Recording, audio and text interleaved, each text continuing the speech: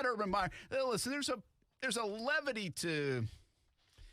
There's something about the NFL sometimes that annoys the heck out of me. Mm-hmm. It's like we are smarter than the rest of the world. We are more important than the rest of the world. And I'm not saying one person in particular. I'm just saying the Shield kind of, because we get big ratings and we make billions of dollars and all this stuff, it's like, well, this is like top secret and we're so. I love the levity of it. You know, I like the fact that Urban Meyer's not too big to go do this little wrestling thing, you know, and it helps the brand of the Jaguars, by the way, too. It doesn't hurt. So I just don't know if you're going to get every coach to do it. I'm sure you're going to get Dan Campbell would do it, right? Yeah. I think the Pete Carrolls of the world would do it. I don't know if Bill Belichick would do it. I don't know if a Nick Saban in the college ranks would do it. I'm just glad that Urban Meyer did it, you know, and he's cool with doing stuff like that. And, you know, some people will think it's good, some people won't, but that's fine. It doesn't matter. I think there's something that humanizes and kind of makes Urban feel a little cooler, makes the Jags feel a little bit cool. I mean, it's right. You don't have to go far.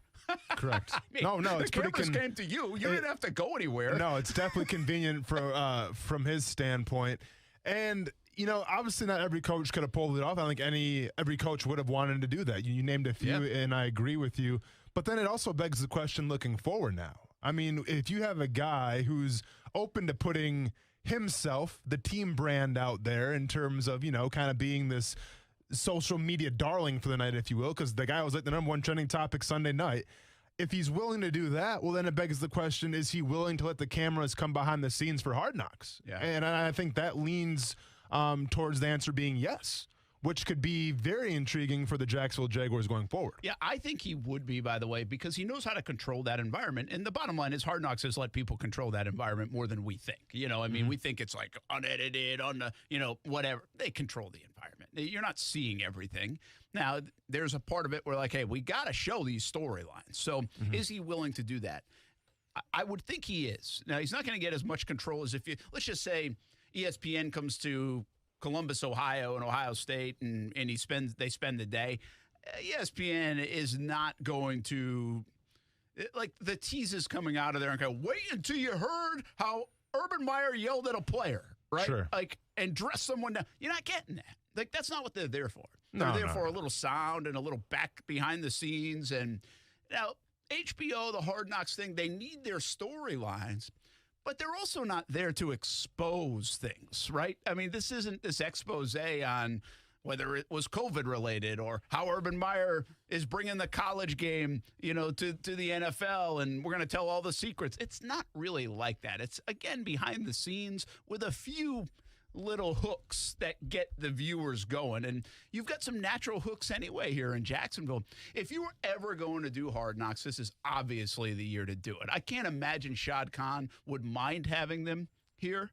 I can't imagine really Urban Meyer being too much against it, other than if he feels his team is young, distractions, all that stuff. But I don't think it from a secretive standpoint. I don't think about having the cameras around. I think he's fine with all that. I mean, the Jags, seriously, this is an opportunity for them to, if you want to be relevant across the league, and if you want that logo and emblem that Urban talks about, Hard Knocks is not a bad idea for the month of August to have everybody talking about the Jacksonville Jaguars before they win or lose a game. And they have the built-in storylines and these marquee names ready to go. You said it. Urban is a marquee name across the country in the sport of football. I mean, that was evident again this weekend. Trevor Lawrence is the same. Look at the endorsements. The number one pick. He's been the face of college football for the last 3 years. Tim Tebow, enough said.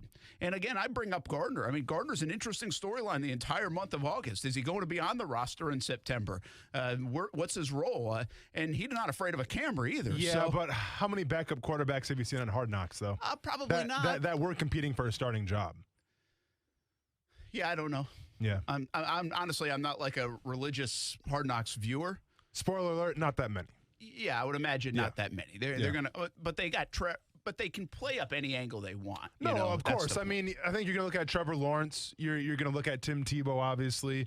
Travis Etienne is going to be a big one, being the first-round draft pick. Urban Meyer would definitely be a storyline. So, yeah, there's definitely storylines there.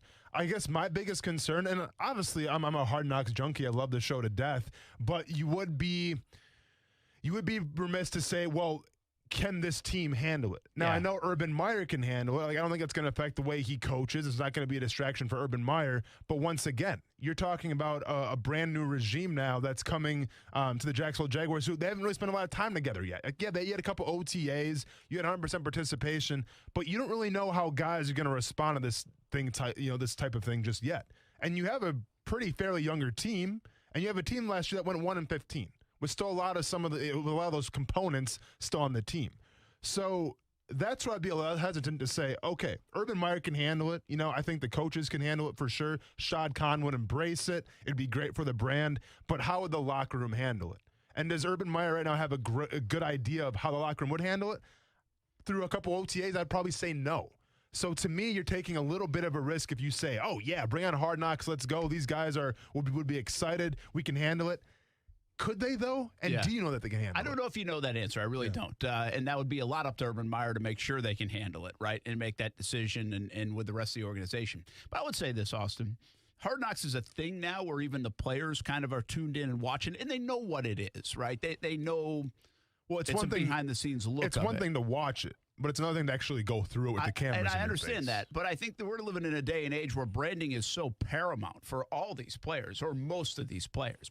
It's an important thing. Having a camera around you so the rest of the league can see what you're doing is not looked at as a bad thing. Mm-hmm. I think there was a stigma at one time about that as being a bad thing. I don't think these modern-day players look at it as a bad thing. I mean, Trevor Lawrence knows how to handle himself around a camera. I think DJ Chark would be fine with it.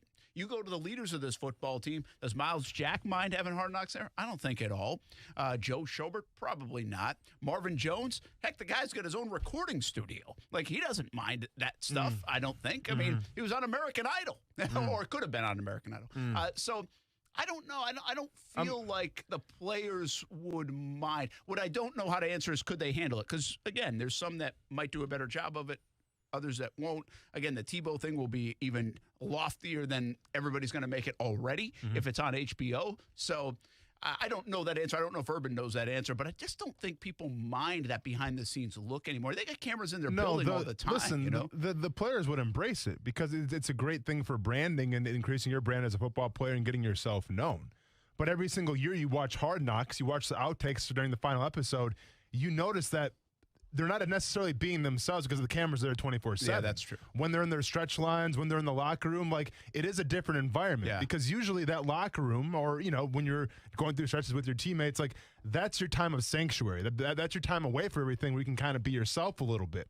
When you throw the cameras and microphones in there and they're with you 24/7 through training camp, that's a different element. Yeah. And now players can say they're all about that and they embrace that. That's fine, but they're not used to that. So that's another thing that they would have to get. I mean, there are some veterans out there that have probably been Hard Knocks before.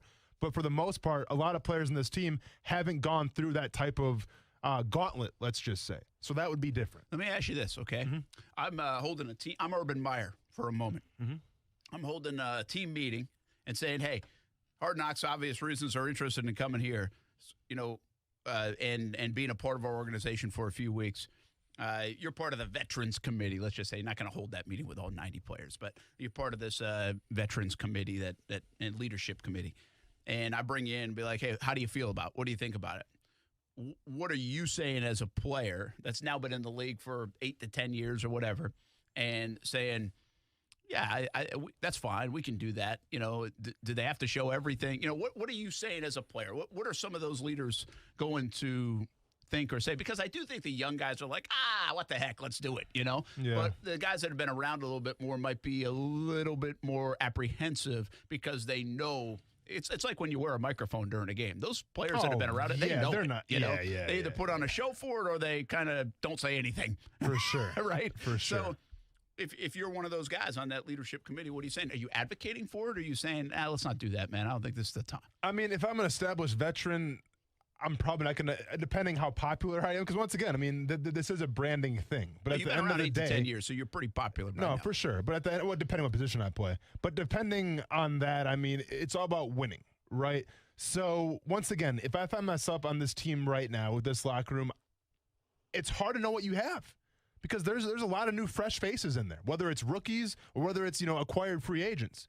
So there's a lot of fresh new faces in there that, yeah, sure, you're going through, off-season training and you're going through OTAs and stuff, but you don't have the best idea yet of who these people are. There's not the best chemistry type yet. That comes over time. That comes through the trials and tribulations. So if I'm a veteran in that locker room, I'm talking to everybody about Hard Knocks, the biggest question I'm asking Urban Meyer is, how do you feel about the culture that we have right now, and can the young guys handle it? That's got to be the biggest thing. The old guys can handle it. The old, like, if there was an old guy in there, like, yeah, we've seen everything. We've been through locker room after locker room, through personality. Like, we know how to adapt if you're a veteran. It's the younger guys that you have to worry about a little bit. Now, yeah, your younger guys, obviously Travis Etienne seems like he's a pretty solid dude. Obviously Trevor Lawrence, we've sang his praises many times. So I'm not so worried about the younger guys per se, at least some of them. But at the same time, is the goal to sell Jaguars merchandise and have us trending on Twitter, or is the goal to win a Super Bowl? If it's going to affect us winning a Super Bowl, then I'm saying absolutely not.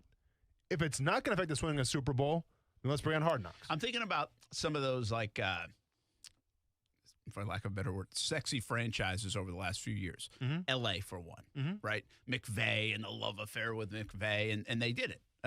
Hard Knocks. Yeah. It doesn't seem like it hurt them in any way, shape, or form. They got a ton of different personalities there, right? Mm-hmm. So, but I don't think they were in fact, they had a nice year.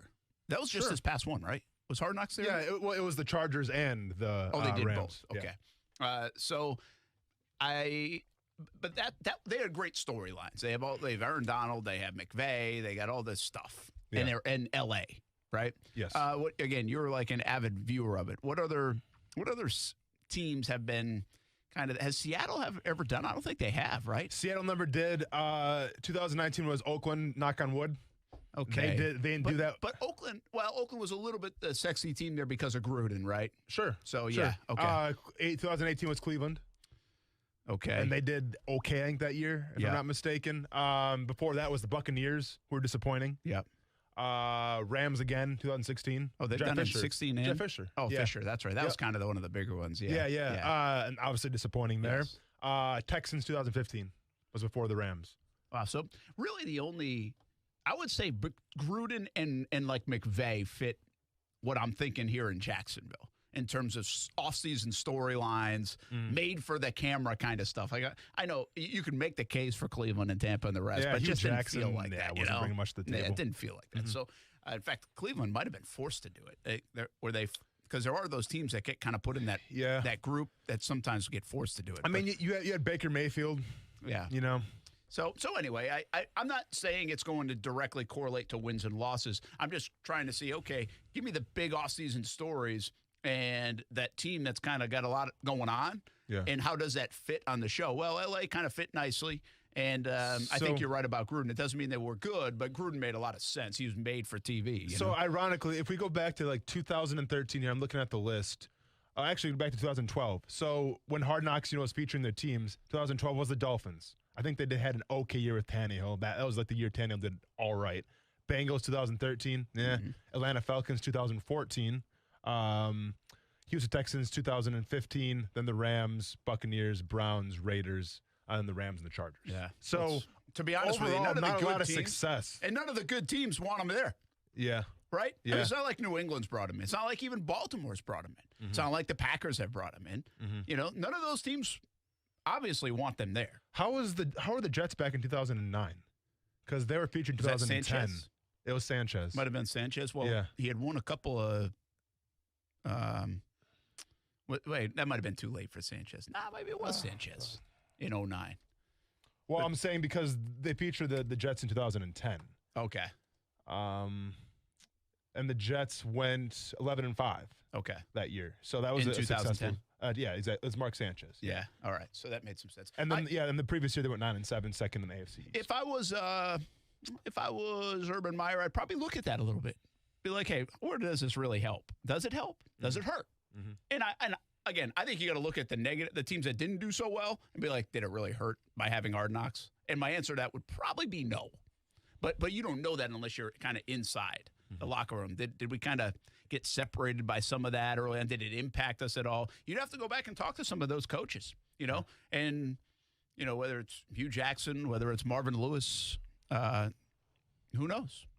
To see if it really had an impact. Be interesting to see. What's else happening, fellas? What a weekend it was, huh? Did you enjoy it? There was, by the way, the wrestling good. Like, I heard it was a great pay-per-view. It was fantastic. One of the best pay-per-views that they ever put on. Yeah. Yeah. So Unfortunately, the press conference was all over the place because it was on the Flex Field. Oh. But they had the interviews right below like an AC fan. Yeah. Flex Field's tough for audio. Oh, it's horrible. Yeah, I heard you a little. So I had the microphone, but like you couldn't really hear anything. So like, that's why like nobody has a press conference from like nobody, because there's like 25 people there in like the wrestling media, and they're all kind of disappointed because they couldn't really air their footage. Is that a traveling wrestling media? There's some, yeah. I mean, I've seen there's people from New York I met, from Chicago, so they're all over the place. Okay, yeah. But they'll go to the big events, like WrestleMania, this one, all that. Yep. Interesting. Yeah. Kuz, NBA playoffs deliver? Other than a loss last night, yeah. Oh, come Imagine on, being in the opening round and not sweeping. Pathetic by the 76ers. I said to Ty, I was like, the 76ers young guys haven't learned that you're not supposed to win game 4.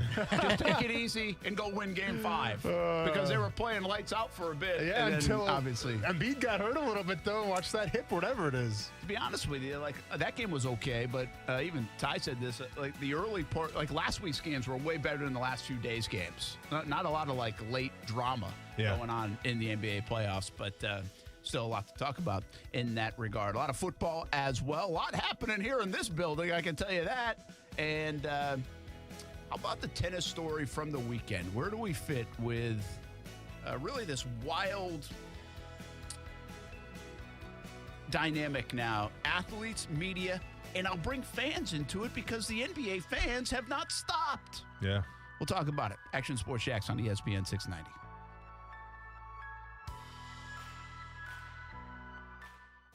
Now, the First Alert forecast on ESPN 690. Warm today under partly sunny skies, highs in the mid-80s. Join me beginning at 5 p.m. for CBS 47 at Fox 30 Action News Jax from the First Alert Weather Center. I'm Chief Meteorologist Mike Burrish. The Weather Center is brought to you by Beard's Diamonds, where for a limited time, get 0% financing for 5 years, only at Beard's Diamonds. Nya, nya, nya. Ba, ba, Babue, Zimbabwe. The broken Bunsen burner burns so bright. Southeast Asian Peninsula. Hey, Jamie? Yes? I think the only line we need from you today is drivers who switch to Progressive could save big. Cool. I just got to finish my warm-ups. Foul, throw in the towel. History. Switch to Progressive today. Santa ski slalom in a salmon skin suit. Progressive Casualty Insurance Company and Affiliates. We're planning a trip to Spain later this year. But our Spanish is... It's pretty bad. So we're using Babbel. Babbel's conversation-based method teaches you real-life words and phrases. And with Babbel's interactive, bite-sized lessons, you'll remember what you learned. There's no easier way to learn another language. Ahora hablamos español. He just said, now we speak Spanish. Babbel, language for life. Now try Babbel for free. Just text radio to 64,000 to start learning a new language today. RADIO to 64,000. Need a good paying job with a flexible work schedule and benefits? A1A Solar is looking for you. $70,000 is a reasonable first-year expectation. Seasoned reps can easily make 6 figures. Leads provided to you as well. Health, dental, 401k benefits. A1A Solar is a tremendous company, voted best places to work in Jacksonville, and in 2016 was the Veteran-Owned Business of the Year. Be a part of an awesome company at A1A Solar. Just go visit A1ASolar.com. Thunderstorms may be common this time of year, but the shower of savings you can get this month at Beard's Diamonds is certainly special. 0% financing store-wide is back, yes. Get 0 interest financing for 5 years on anything and everything. But hurry, this incredible free financing won't last long. How about a $6,000 designer setting? You pay just $100 a month. Or a $2,500 pair of diamond studs. You pay less than $42 a month. Then spread your payments out over 60 months and get her that piece of jewelry that she has been dreaming of. How about a GIA certified diamond with a Tacori or Verragio setting for $12,000? You pay just $200 a month. People drive from all over to Beard's Diamonds for the best prices, best selection. And now 0% financing store-wide. Pick out that one-of-a-kind piece, then divide your total by 60. And that's what you'll pay a month. Beard's Diamonds at the St. John's Town Center or beardsdiamonds.com. Get the lowest prices in Jacksonville guaranteed at Beard's Diamonds. A car wash with spacious lounges and Wi-Fi, Starbucks coffee as well. Prime Car Wash has all of that, while your car or truck gets cleaned. For moms and dads, there are even child-friendly lounges. Full-service interior and exterior wash while you wait. Prime Car Wash is convenient for you. It was for me. I went to the Beach Boulevard location, and there's one on San Jose as well. Give it a try. You can even get a membership. Let Prime Car Wash take care of your vehicle while you take care of your family, or even do a little work. Prime Car Wash, clean inside, clean outside. Oh, boy, you have that look on your face. That grumbling Greg face. Boss asking you to do work? No, I don't think it's unreasonable to ask somebody to work at work. That's why we switched to Peak Push to Talk. Yeah, Push to Talk is back. Connect instantly to anybody, anywhere in the country. Boop. Get used to the boop. And working at work, too. It's kind of the thing we do. Boop nationwide. Learn more at booptotalk.com. No matter what you are driving, you can step up to luxury now at any of the Fields Auto Group dealerships in Jacksonville. Cadillac, Jaguar, Land Rover, Lexus, Mercedes-Benz, and Porsche.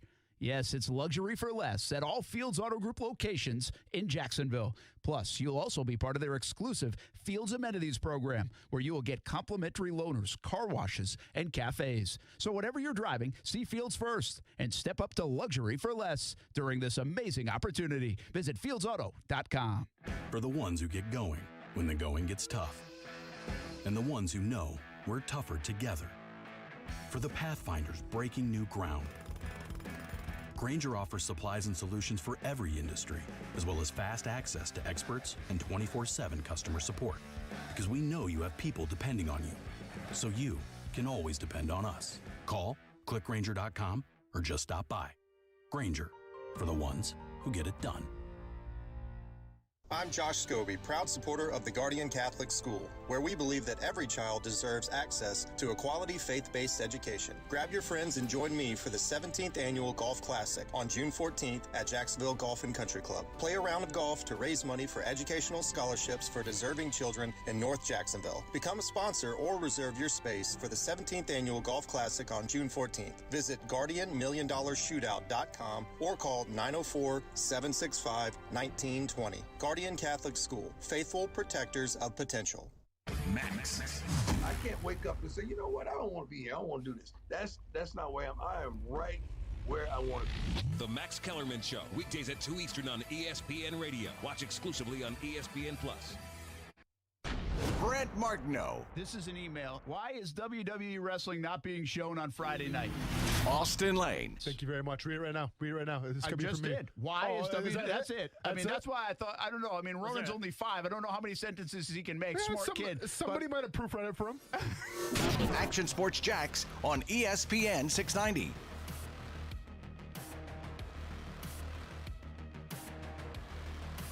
We are going to have a reckoning at some point in sports, because athletes, I do believe, have an obligation to their fans and an obligation to the sport they play. But they do not have an obligation to the business interests of anyone who can get a credential to cover a sporting event. And that is part of what we are seeing here. Part of the rebellion, or at least the concern on the part of a lot of athletes, is that they are being covered irresponsibly. And that is true. Certainly not in all cases, but in some. And I can see them saying, this is not my responsibility. Why do I have to talk so that these people can create businesses based on that? That's not about building up publicity for, in this case, the French Open, or for me or my brand, and it's not my talking to my fans. And athletes these days have any number of ways of communicating with their fans that have nothing to do with the media, have nothing to do with a middleman.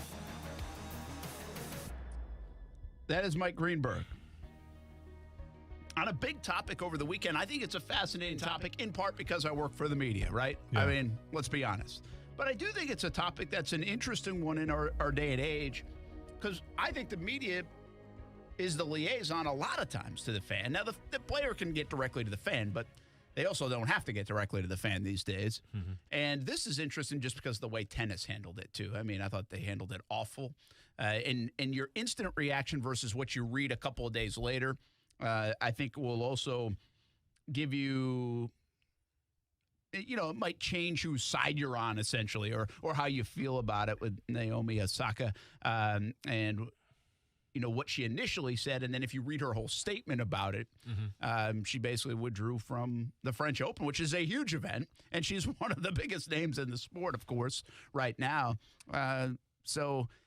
Well, she was fine, though, originally. And she was fine. Yeah. Because that's what I'm saying. I think the bad guy in this right now is women's tennis and the French Open Association. Of course. And because not only of fining, but not listening more, being very reactionary. And if you read the kind of the way chronologically it went, they threatened to basically kick her out of the tournament. So it's a fascinating, I don't even think it's an argument. I think it's somewhat of a debate, but a conversation of athletes and media and that relationship. I'll tell you where my mind went first. Okay.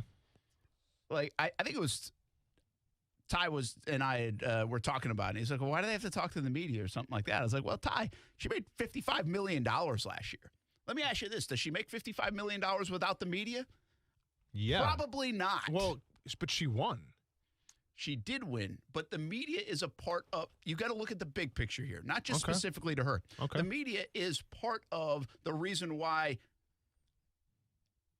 sponsors sponsor their events, so they can get media coverage, right? Okay. They add all that up and say, okay, this is worth $1 million to sponsor this WTA event, and boom, then the purse goes higher, right? Sure. So the engine is all together. It's the product, it's the sponsorships, it's the media coverage of it, it's coverage of it in general, it's exposure, it's fans, it's all of it. Well, the media for years and years and years has been a part of that engine, and I don't think she would make $55 million last year in endorsements, in purses, in all that stuff if the media did not exist, tell her story, help make her a superstar. Well, no, okay, so right? see, there's a difference Not specific to this one event, by the way. I'm talking for sure. totaler. So there's a difference here. Because when we talk about the media, well, yeah, that counts as obviously airing her when she's playing, and then the cameramen, they're part of the media. But more specifically, it's the press conference. Like, she doesn't want to do the press conference, which obviously has, the national media there. That's what she wants to etch out. My point is that do you think Nike, do you think all her sponsors are like, well, if you don't go on the press conference and answer a bunch of mundane questions that you heard a million times, we'll probably have to take your contract away. That I have a hard time believing. Like, I don't think Nike, Gatorade, whoever she's endorsed by, I don't think they have the issue with the press conference. Okay? Because at the end of the day, it's what she's doing on the court. Yes. And she's winning at a very young age. And it's with her polarizing style and her grace at the same time. That, to me, is what got her all the endorsements, not because she can answer everyday questions in front of a camera.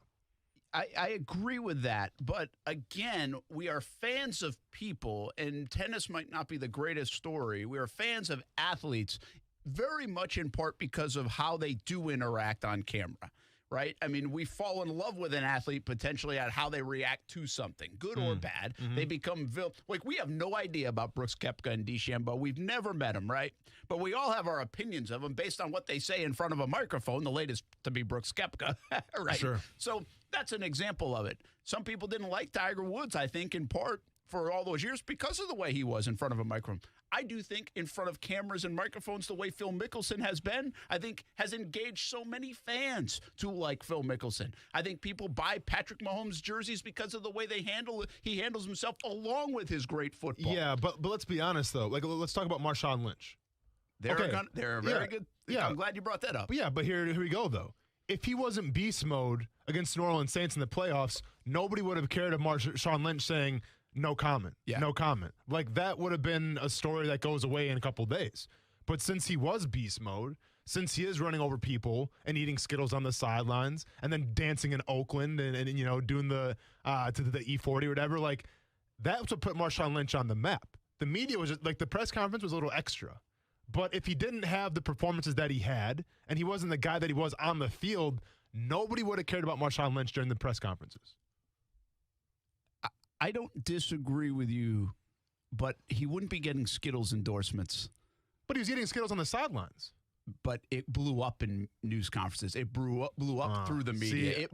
I think his person. I think of Skittles and I think Marshawn Lynch, not because of beast mode, Not because I saw him on the sidelines, because I see everybody talk about it. But the whole reason why Skittles went after Marshawn Lynch is because he scored a touchdown, did a gesture, and then goes to the sidelines right away, and his teammate opens a bag of Skittles and then pours Skittles in his mouth. Like, that's why I think of Marshawn Lynch and beast mode and Skittles. I know, but you caught my point being, yes, he scored the touchdown. First of all, it's very hard to do it. If you're not performing on the field, you're not going to be kind of this transcendent athlete anyway and get endorsements. It's very hard to do. You have to have that. That's part of the equation. Sure. But even that one clip wasn't enough, is my point. Skittles is not I going disagree. to give him endorsement with one video clip. I don't think so. I think it became a thing because everybody asked about it, talked about it. I disagree, man. That's where Skittles got their money's worth. Nah, see, because I see Allen Iverson as well. And Allen Iverson, obviously famous for saying, we're talking about practice.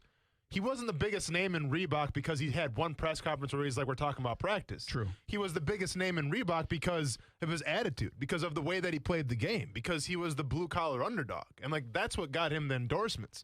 The press conferences where he wasn't a fan of the media or didn't want to talk to him, that was extra. But it's his playing ability, once again, that got him everything. Like, if you had that okay, let's say, like, I'm trying to think of a player these days. Let's say, give me any random sixth-man who's in the NBA. I don't know. Give Clarkson. Me any. Okay, Jordan Clarkson. Wasn't he like sixth man of the year? Derrick Rose. Yeah, but he's not a sixth man, though. You know what I'm saying? Like, just Well, like he an is every. kind of. Okay, He's so like a Clarkson. pseudo. Nobody's heard. Jordan Clarkson. Few people know him. Okay, all right? so T.J. McConnell. That's a prime example. Let's go T.J. McConnell, who triple-double, whatever. But if T.J. McConnell is going, we're talking about practice, is anybody T.J. McConnell? No, nobody cares. No. He'd probably criticize him. Probably criticize him. But since it's Allen Iverson, it's like, all right, man, that's cool, but you're Allen Iverson. But here, see, again, this is where this is a little different in my opinion, man. Because if you go, here's my, my grocery store analogy. Yeah. You go in there and 10 people know who Allen Iverson is, and a lot of them know, not because they watched him cross over everybody with the 76ers. It's because of that quote. Like, they know who he is. Yeah. Like, there are people. By the way, I'm not going to. I actually think the Iverson one's different. I think he was a star, right? Okay. I don't think Marshawn Lynch was considered by many to be like the best running back in the game. I'm telling you, that run that he had against the Saints put him on the spot. Yeah, it did put him on the spot. Just like how one catch changed. Oh, what do you got? I'll give you one that the microphone changed the brand and persona of a very good player. Okay. Very good player. Okay. But he would never get the exposure without this thing right here, and I'm pointing to the microphone. Okay. Richard Sherman. Okay, Richard that's Sherman's true, for sure. brand went through the roof. But it wasn't a press conference. Well, no, it was it was Aaron Andrews coming on the sidelines right after the game. Yeah. Well, so, from this standpoint, is Osaka okay with doing the post game? I don't know where the cutoff is. No, for sure. But and listen, I have a sensitivity to athletes anyway on this. I don't feel like. I think the big picture is, yes, the brand helps. The all that stuff helps. Jalen Ramsey would be another cornerback without a microphone. Look at Bill Belichick. Has done absolutely nothing in terms of endorsements and increasing his brand during a press conference. If you get 5 words out of Bill Belichick, congratulations. You're fantastic at your job asking questions. Bill Belichick is doing Subway commercials. Yes, he is. You know why? Well, he's got the rings. Because, that's the point, though. His success on the field dictated, you know what? Subway's like, yeah, dude, you are as dull as the day is long in press conferences, but you're also successful on the field. Have that Subway endorsement. I think it's fascinating, Austin, because of this point. One, I don't think you're wrong on the uber successful players. And coaches and stuff. Sure, it's performance. Tiger Woods would still be big if he never did a press conference. Michael Jordan would still be huge if he never did. Allen Iverson, Bill Belichick, those guys. I think some of it is for today's social media and I think there is value in Belichick's commercial because when we all quote him, right? We're on to the Chiefs, or we're on to the Chiefs, right? Isn't that the quote from it? Yeah. Or Marshawn. See, I think the Marshawn Lynch stuff is fascinating because I think you can actually build your brand by not talking sometimes. We know Marshawn Lynch as beast mode, as Skittles guy, but also as the guy who does not use this microphone. He doesn't talk. And he won't talk. And he'll take the fine. It's part of his persona. Part of the way we know him is he's the silent guy. Sure. Why doesn't he talk? It makes us curious, right? All those things. He talks just to certain people. Well, because fair, because he's done interviews. He's done interviews and everything. But to me, but he's not talking at a press conference. No, not talking at a press conference, and that's all. And that stems back from supposedly he got misquoted by and I think a journalist or whatever put something in the paper that kind of slammed the teammate. That's not what he meant. He said if you're gonna put false stuff in the paper, I'm not gonna talk to you again. Yeah. But once again, in my opinion, we refer to him as beast mode. Like that's the moniker. You can say no comment, like he's known for that too, but he's known as beast mode. And he's known as beast mode because the dude lowers his shoulder and delivers damage because he was just an absolute freak of nature when it came to running the football. Like, that's where beast mode came from. That's where the brand came from. Now, yeah, of course, the press conferences, it was must-see TV, and that helped him.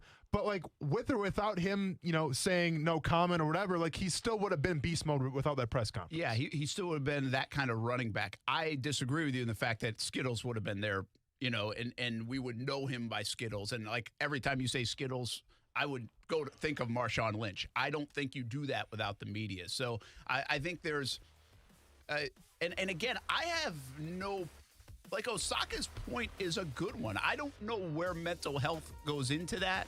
I think there are a lot more reasonable journalists than bad journalists.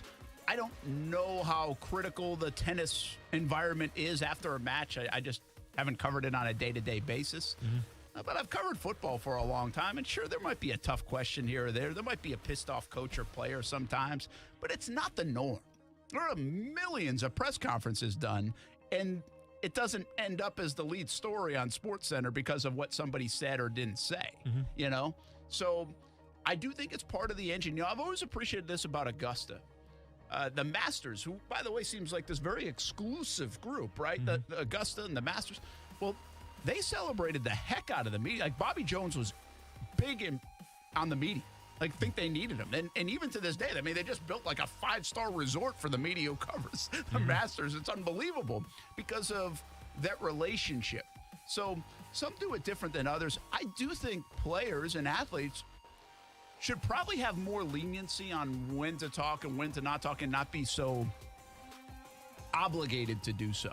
And the problem is, for someone like Osaka, kind of like Mickelson and Woods, they have to talk way more than the average player because they're the star.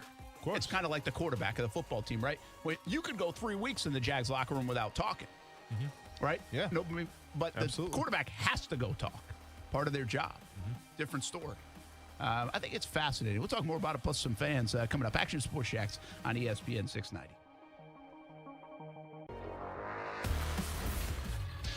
ESPN 690 SportsCenter update. Happy Tuesday. I'm Jake Mitchell. Jaguars head coach Urban Meyer and assistant coach Charlie Strong were de facto tag team partners for professional wrestling legend Chris Jericho during the AEW's pay-per-view this past Sunday. They assisted in a backstage brawl by tossing Jericho different things to use against his opponent. Remember, AEW wrestling is based right here in Jacksonville. Speaking of the Jaguars, here's Coach Urban Meyer with what the plan is for Tebow so far. I think it's one step at a time and see what happens. I think before you start having those conversations, you got to feel where he's at in the depth chart, etc. So obviously it's only been a couple days, so we have not had that conversation as an offense yet. Don't forget to listen to your Jumbo Shrimp versus the Gwinnett Stripers tonight at 6:50 right here on ESPN 690 or at ESPN690.com. The SportsCenter update is brought to you by Morgan & Morgan.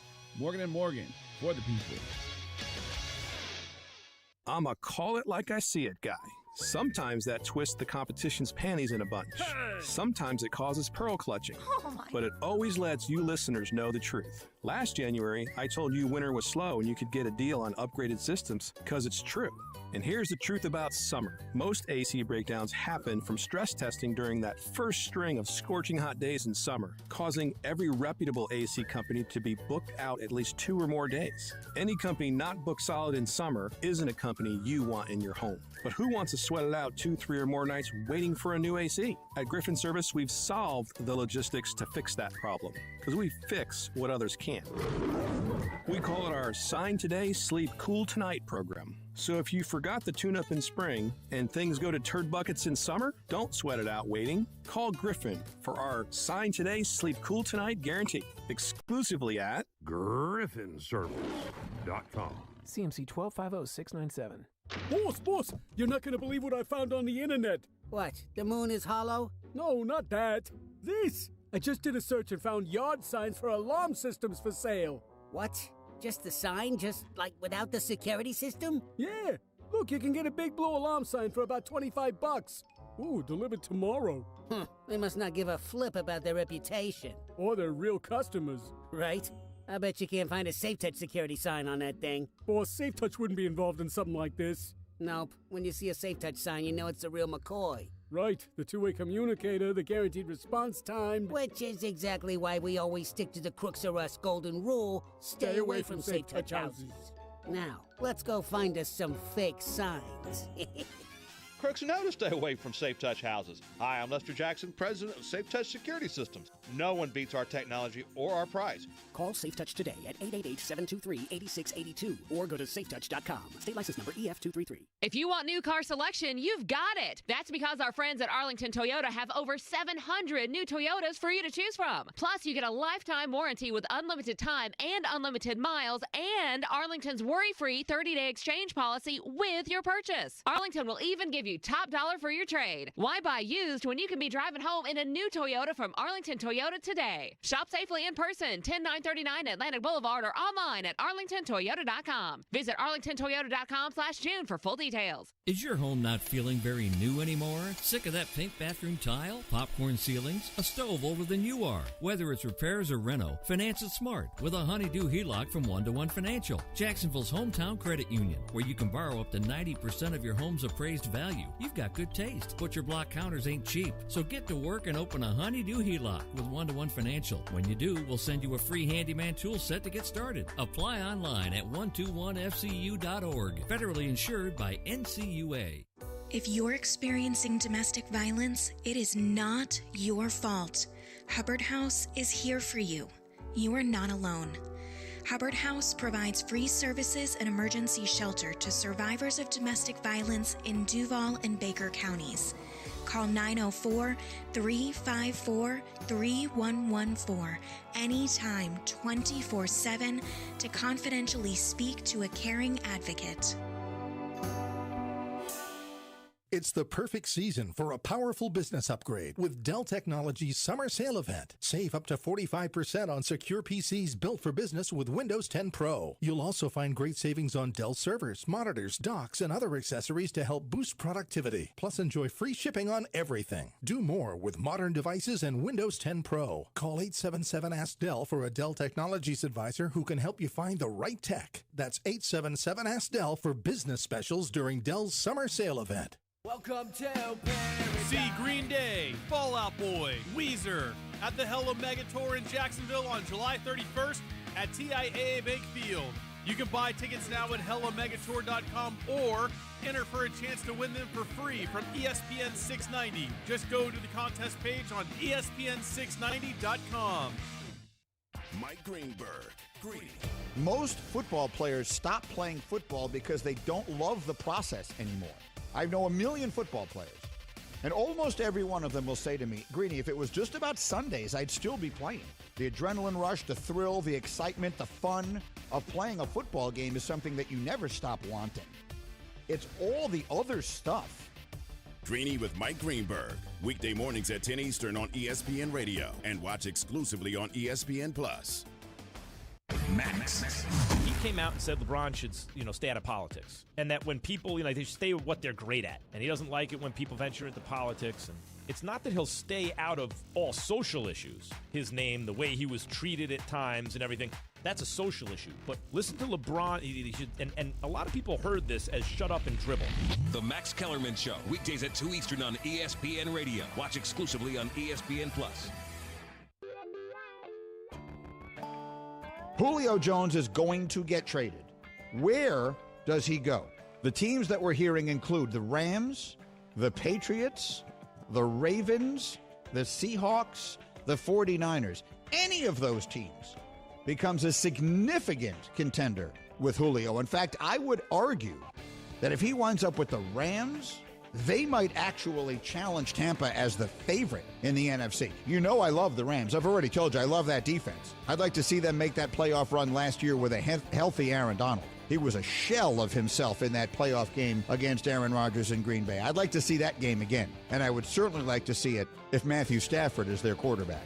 The Rams are really good. They add Julio. They're going to be a legit Super Bowl contender. Mike Greenberg, I got a little excited when I saw that. I think it was an ESPN Seattle Seahawks come across there in talks. I was like, I might have nailed one. What did we bet there? Bragging rights in this one, I think. Oh, come on. I thought it was a shirt because you don't have a house. How about an appearance on AEW? Make it happen, dude. That's above my pay grade. That's for sure. You got all sorts of pay grades now, too. We'll get to that in a moment. Boom.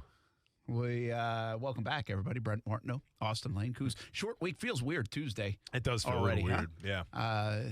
And by the way, not mad at it. Over the next month or so, we'll have some weeks in this time slot where you'll go to the national programming. FYI, we're getting out of here.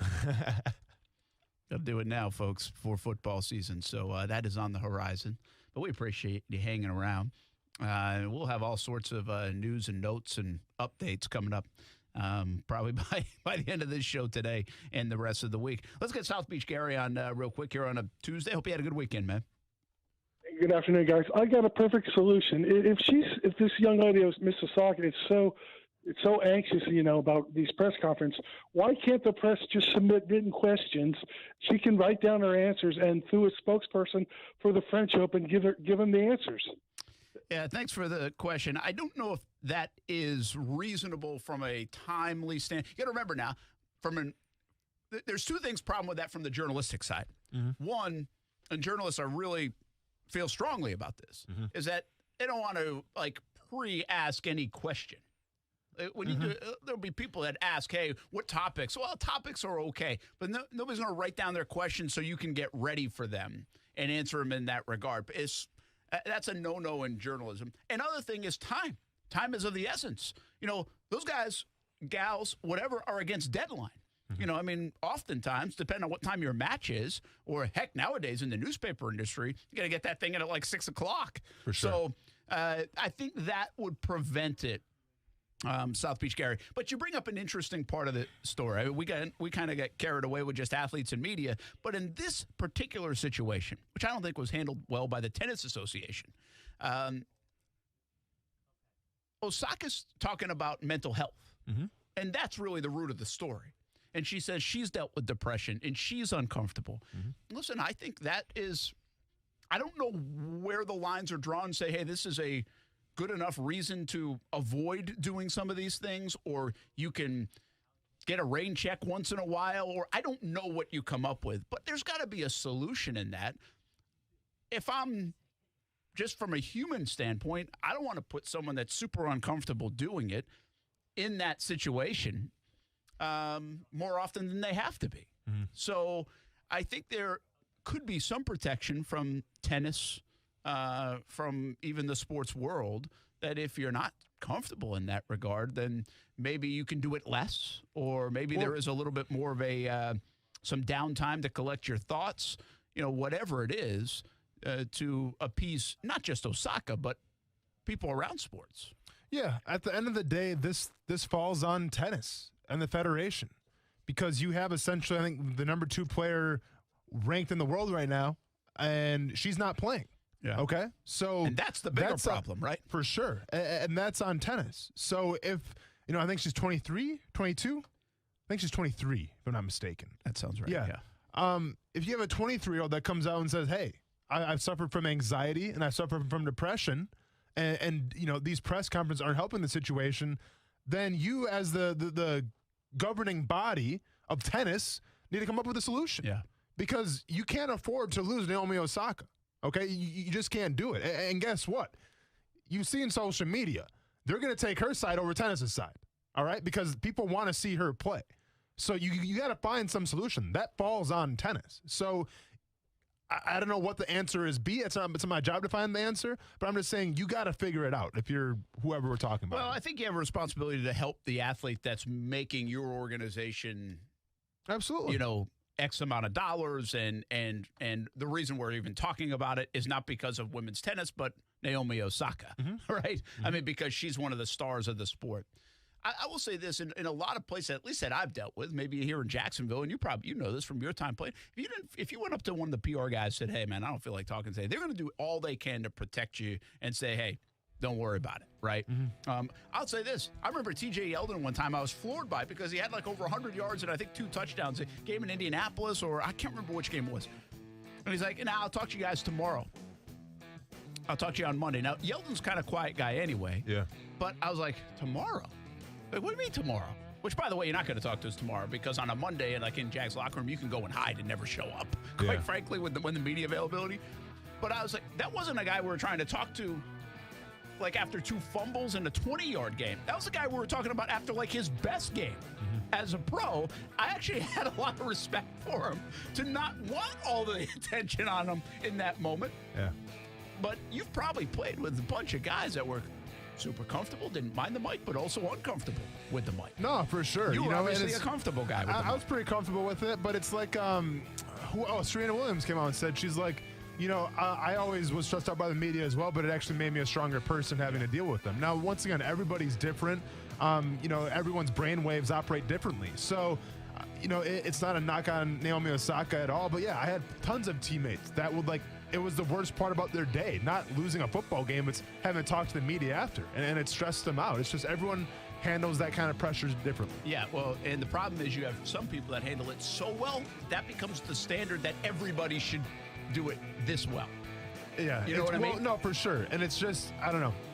I don't agree with when it comes to all this, the mental health and stuff like that we treat everybody the same in terms of the media. Yeah. Because not everybody's the same how they handle it. I agree with that. But we put them up there like, hey, all right, go do your thing. Don't really care. Go have fun. Listen, I'm in the media, and I'm more on the athlete side of this 9 out of 10 times, as long as you're just not hiding from the media. There's as long as we can talk to you once in a while and share your story and get your thoughts. There's a difference between hiding and having a good reason. You're right, but it's the catch-22 because if you're a great athlete and you're one of the best players in that team, you're getting all the attention all the time. That's true. And there's a lot of demands on you. We'll be back. Action Sports Jacks on ESPN 690. CGC Water has been telling you if you're not filtering your water, you are the filter.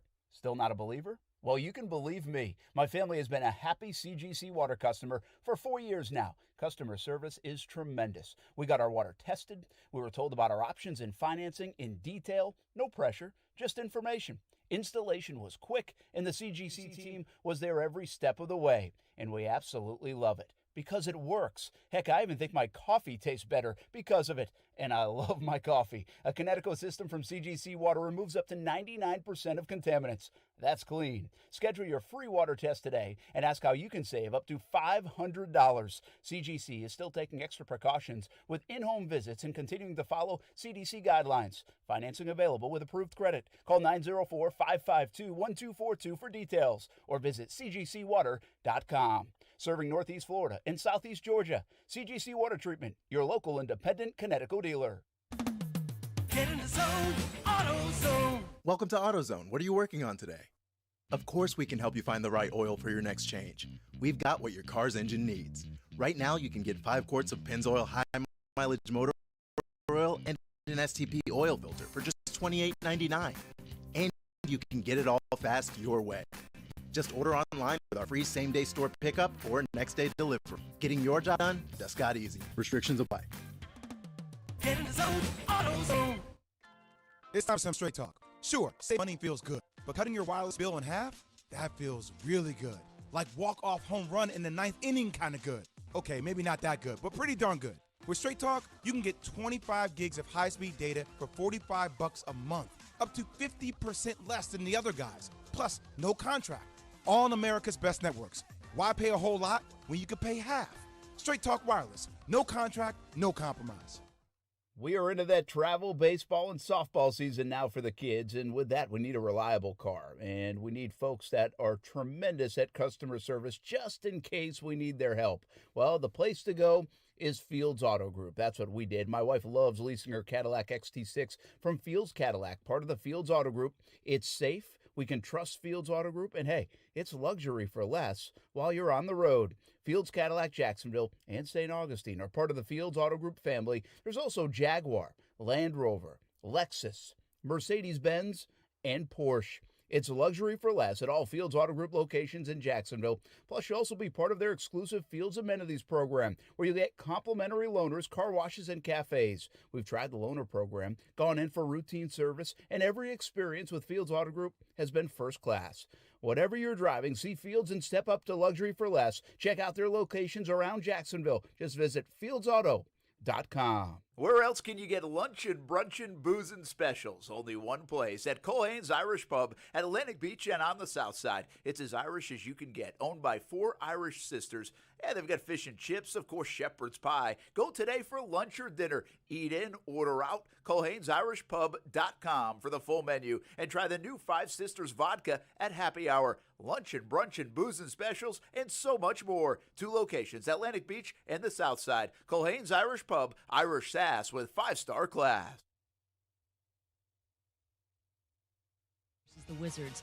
Lakers not all that optimistic they'll have forward Anthony Davis for Game 5 against the Suns tonight, according to ESPN's Adrian Wojnarowski. Davis dealing with a strained groin. LeBron James prepared for a bigger role if needed. James will be the reason the defending champs win tonight, believes ESPN's Kendrick Perkins. And who embraces pressure?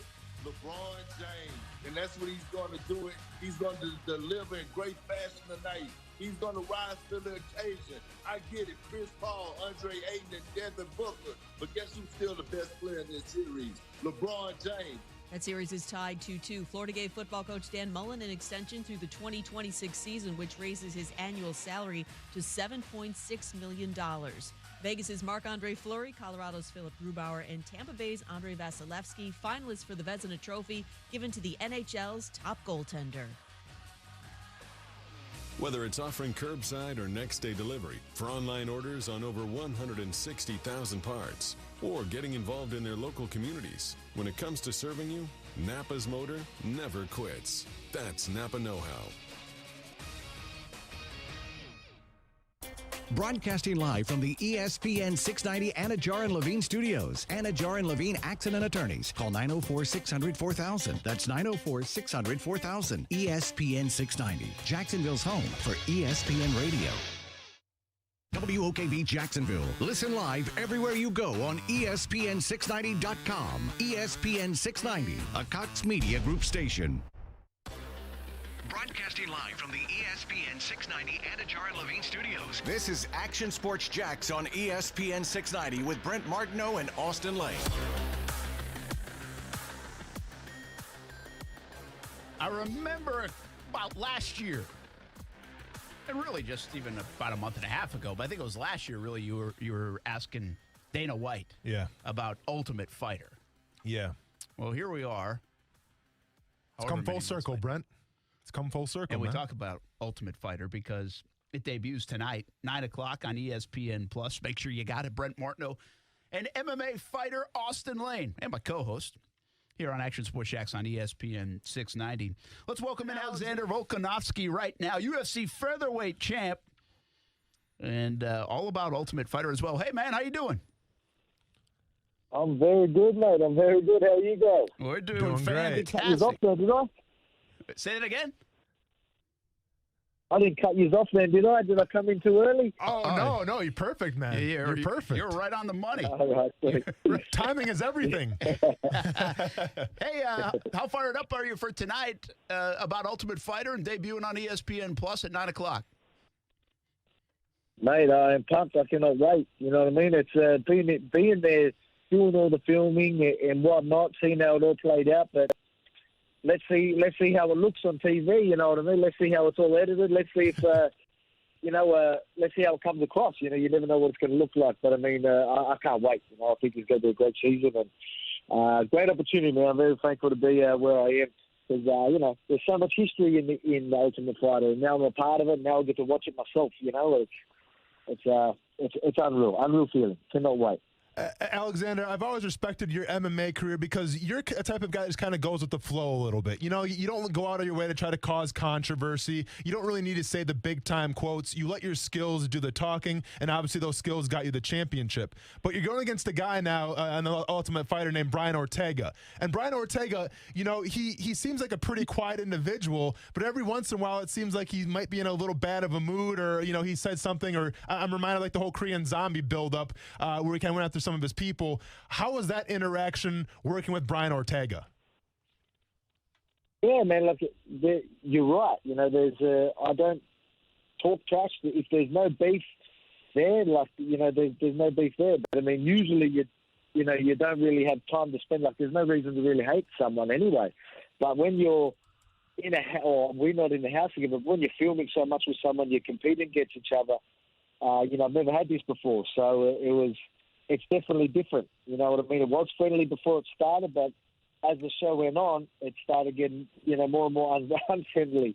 So, you know, there's just, like you said, like, you know, obviously he's a pretty quiet, chilled out dude, but you know what I mean? I'm just the type of guy I am. You know, I'm a professional, and, you know, I'm always going to be on time. We're going to do all this sort of stuff, and, you know, maybe he's a little bit more carefree in that sort of sense, but I'm the type of guy that, you know, I'm going to be vocal when I think I need to be. And, you know, there was times where I had to get vocal, and I can't give away too much. But, again, I'm not the type to talk trash, but it was hard to like the guy, to be honest.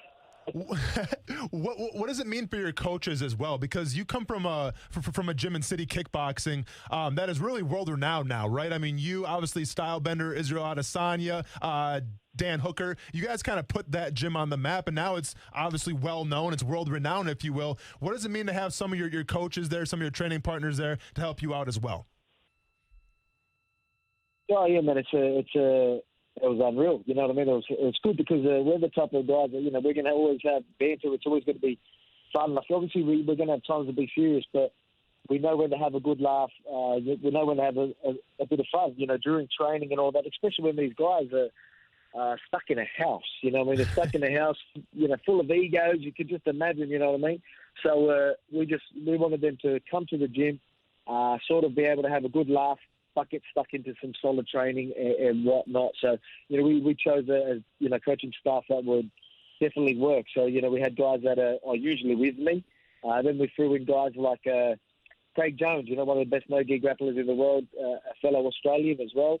And, you know, again, he's got some good banter. You know, he doesn't mind a good prank or two, and he doesn't mind stirring the pot as well. So it was good fun having him on board. But, I mean, mate, it was just a great experience for all of us, you know what I mean? We were just, you know, I'm very thankful to be there, and the fact that we're able to be ourselves on there and have a good laugh and do what we'd normally do in the gym, but be able to bring that to the Ultimate Fighter. You know, I can't wait to see how it all plays out on film tonight. Have a few more questions here for UFC featherweight undisputed champion Alexander Volkanovski. Your story in mixed martial arts, it's a unique one. You start off as a rugby player, proceeded to lose 70 pounds, and then became a UFC featherweight champion. What was the weight loss like? Was it just a fact of you're doing a new sport, so the body started shedding the pounds, or was it like, all right, I'm 5'6", 5'7", I got to cut some weight to try to make, you know, a little more of a match, I guess, in some of these MMA fights? Yeah, but it was a slow process to get down, to be quite honest. So I was my last year of football and my first year of MMA. They were in the same year, so I ended up winning the grand final. But I had a couple of fights that year, and I was slowly bringing the weight down. But I mean, yeah, it started off at middleweight. You know, my first fights were at middleweight, and then I went to welterweight. You know, I just worked my way down. So it was a sort of slow process, but it was, mate, it's a blowout. You look at photos and I look like a complete different human. But I mean, it was definitely a lot of hard work involved. But you know, it needed to be done. I'm 5'6" if I'm lucky. You know what I mean? I say I'm 5'6". I don't think I am, but I'll claim it. But you know, so you can imagine, you know, me fighting middleweights or me fighting light heavyweights. It just doesn't work. So obviously, through a loss in my career and things like that, that was where I started to realize, all right, enough of that shit. Let's slowly bring ourselves down that's what we did. You know what I mean? And obviously, you know, as soon as I bring that weight down and went to the divisions that I should be in, I haven't lost ever since. So, you know, it was obviously the right choice. Absolutely. Alexander Volkanovski with us here at Action Sports Jax on ESPN 690. Brent Martineau, Austin Lane. Very interesting, Alexander. You follow the path of my co-host here. Played in the NFL for a few years. Now he's fighting in the MMA. Now he's a radio star. You're a TV star tonight on Ultimate Fighter and ESPN+. Hey, how big is MMA? And I think Austin's, we've talked about this before, but how big is it in Australia? Give us an understanding of the popularity of it down under for the folks that are here. Man, it's definitely growing more and more each month, to be quite honest. But you know, it's definitely big in Australia. We've always had a big support. That's why you know, Dana White loves bringing the UFC to Australia because there's always you know, a sold out arena. But mate, it's definitely grown. To be quite honest, through this whole pandemic. And, you know, Dana doing what he did, being able to keep the sport going and things like having some of the biggest cards going while it was deep in COVID, I think that was absolutely massive in Australia because that just brought it to a whole nother level. So, you know, it was definitely got a mainstream through the pandemic, I do believe. So, mate, it's huge here now. It really is. Like, I remember back in the day when I first started getting in the UFC, I've been watching UFC a long time. No one knew about it. Honestly, it was like barely anyone knew about it. I was watching it on Blockbuster videos and whatnot. You know, talk to people about it, they would have no idea. And then just to see it grow over the years, it's just been incredible. Right now, it almost seems like it's everywhere. Alexander, I got one last question for you. Obviously, when the show wraps up, The Ultimate Fighter on ESPN+, it's going to wrap up with you and Brian Ortega going head-to-head. And if you follow Brian Ortega, obviously a guy, you know, whose last couple of fights has looked pretty impressive in terms of his striking, adding new tools, adding new wrinkles, has always had that jiu-jitsu background and that base to go off of. From your perspective, what do you see from Brian Ortega? How do you think you match up against him, and how do you maintain that belt? Yeah, man, he obviously definitely showed improvements over his last couple of fights. More well-rounded as well. So, but I mean, I'm so confident in my abilities. You know, just what I know and how I know how I move. Not only how I understand, I feel like I've got a really good understanding of the sport itself, but I've got a real good understanding of how I move and what I do and what works for me and what doesn't work. And you know what I mean. And I can capitalize on my tools so well, and I feel like I can capitalize on opponents' tools or things, you know, places where they struggle. You know what I mean? So I think that's what separates me from the rest. I'm so well rounded, but I know how to put it together better than anyone. And you know, I just believe I'm on a whole nother level. You know, I've always got respect for my opponents. I know they're great fighters, but I just think I'm too much right now. And you know, but again, I can talk the talk, but I mean, it won't be long till I get to prove it. So. You're just going to have to wait and see, I guess. Yeah, we will certainly wait and see that. Alexander Volkanovski, thanks for joining us on ESPN 690, man. We'll have fun watching the show. Good luck. Thank you. Appreciate it. Tune in. You bet. Alexander Volkanovski. You know, you said it to me, I think, in break. Big brother, but they fight at the end. Yeah. I mean, if anybody's ever seen Ultimate Fighter or hasn't seen Ultimate Fighter, I mean, it's crazy because it's a reality TV show, right? And as he mentioned, like they're going to edit it how they want. There's going to be the villains. There's going to be the good guys that you root for.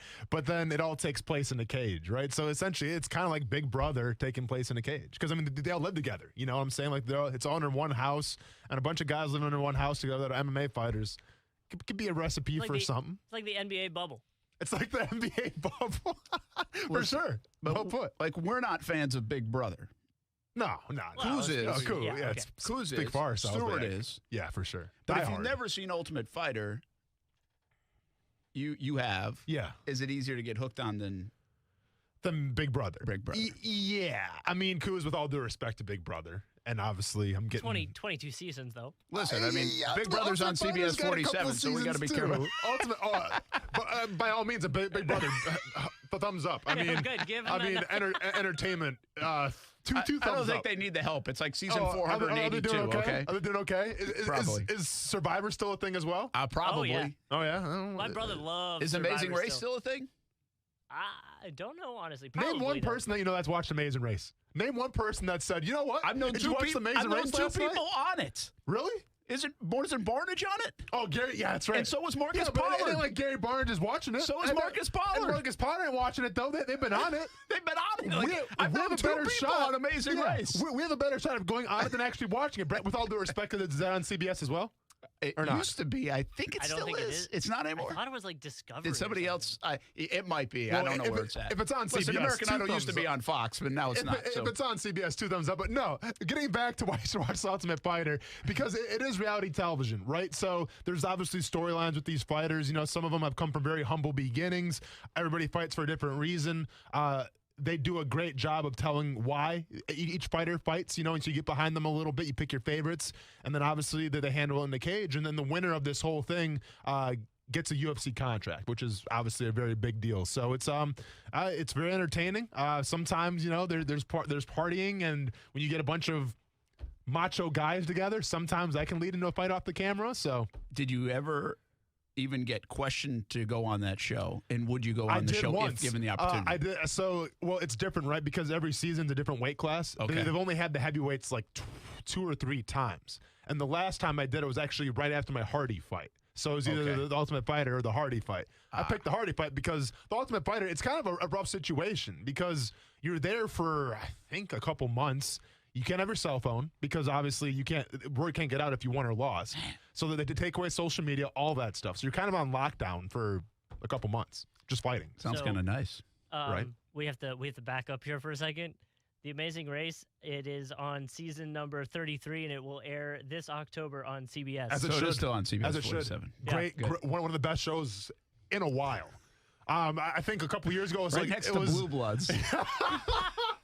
Which, by the way, does very well. And then is there like a Chicago something? Not on Chicago CBS. PD? Not on CBS. Oh no, it's not on. That's on another because there's like station. 10 Chicago things. Yes, there are. PD. There's PD, Chicago Fire. 911 or something? Chicago 911, Chicago You know who watches CSI. all of them? Who's that? Ty. Really?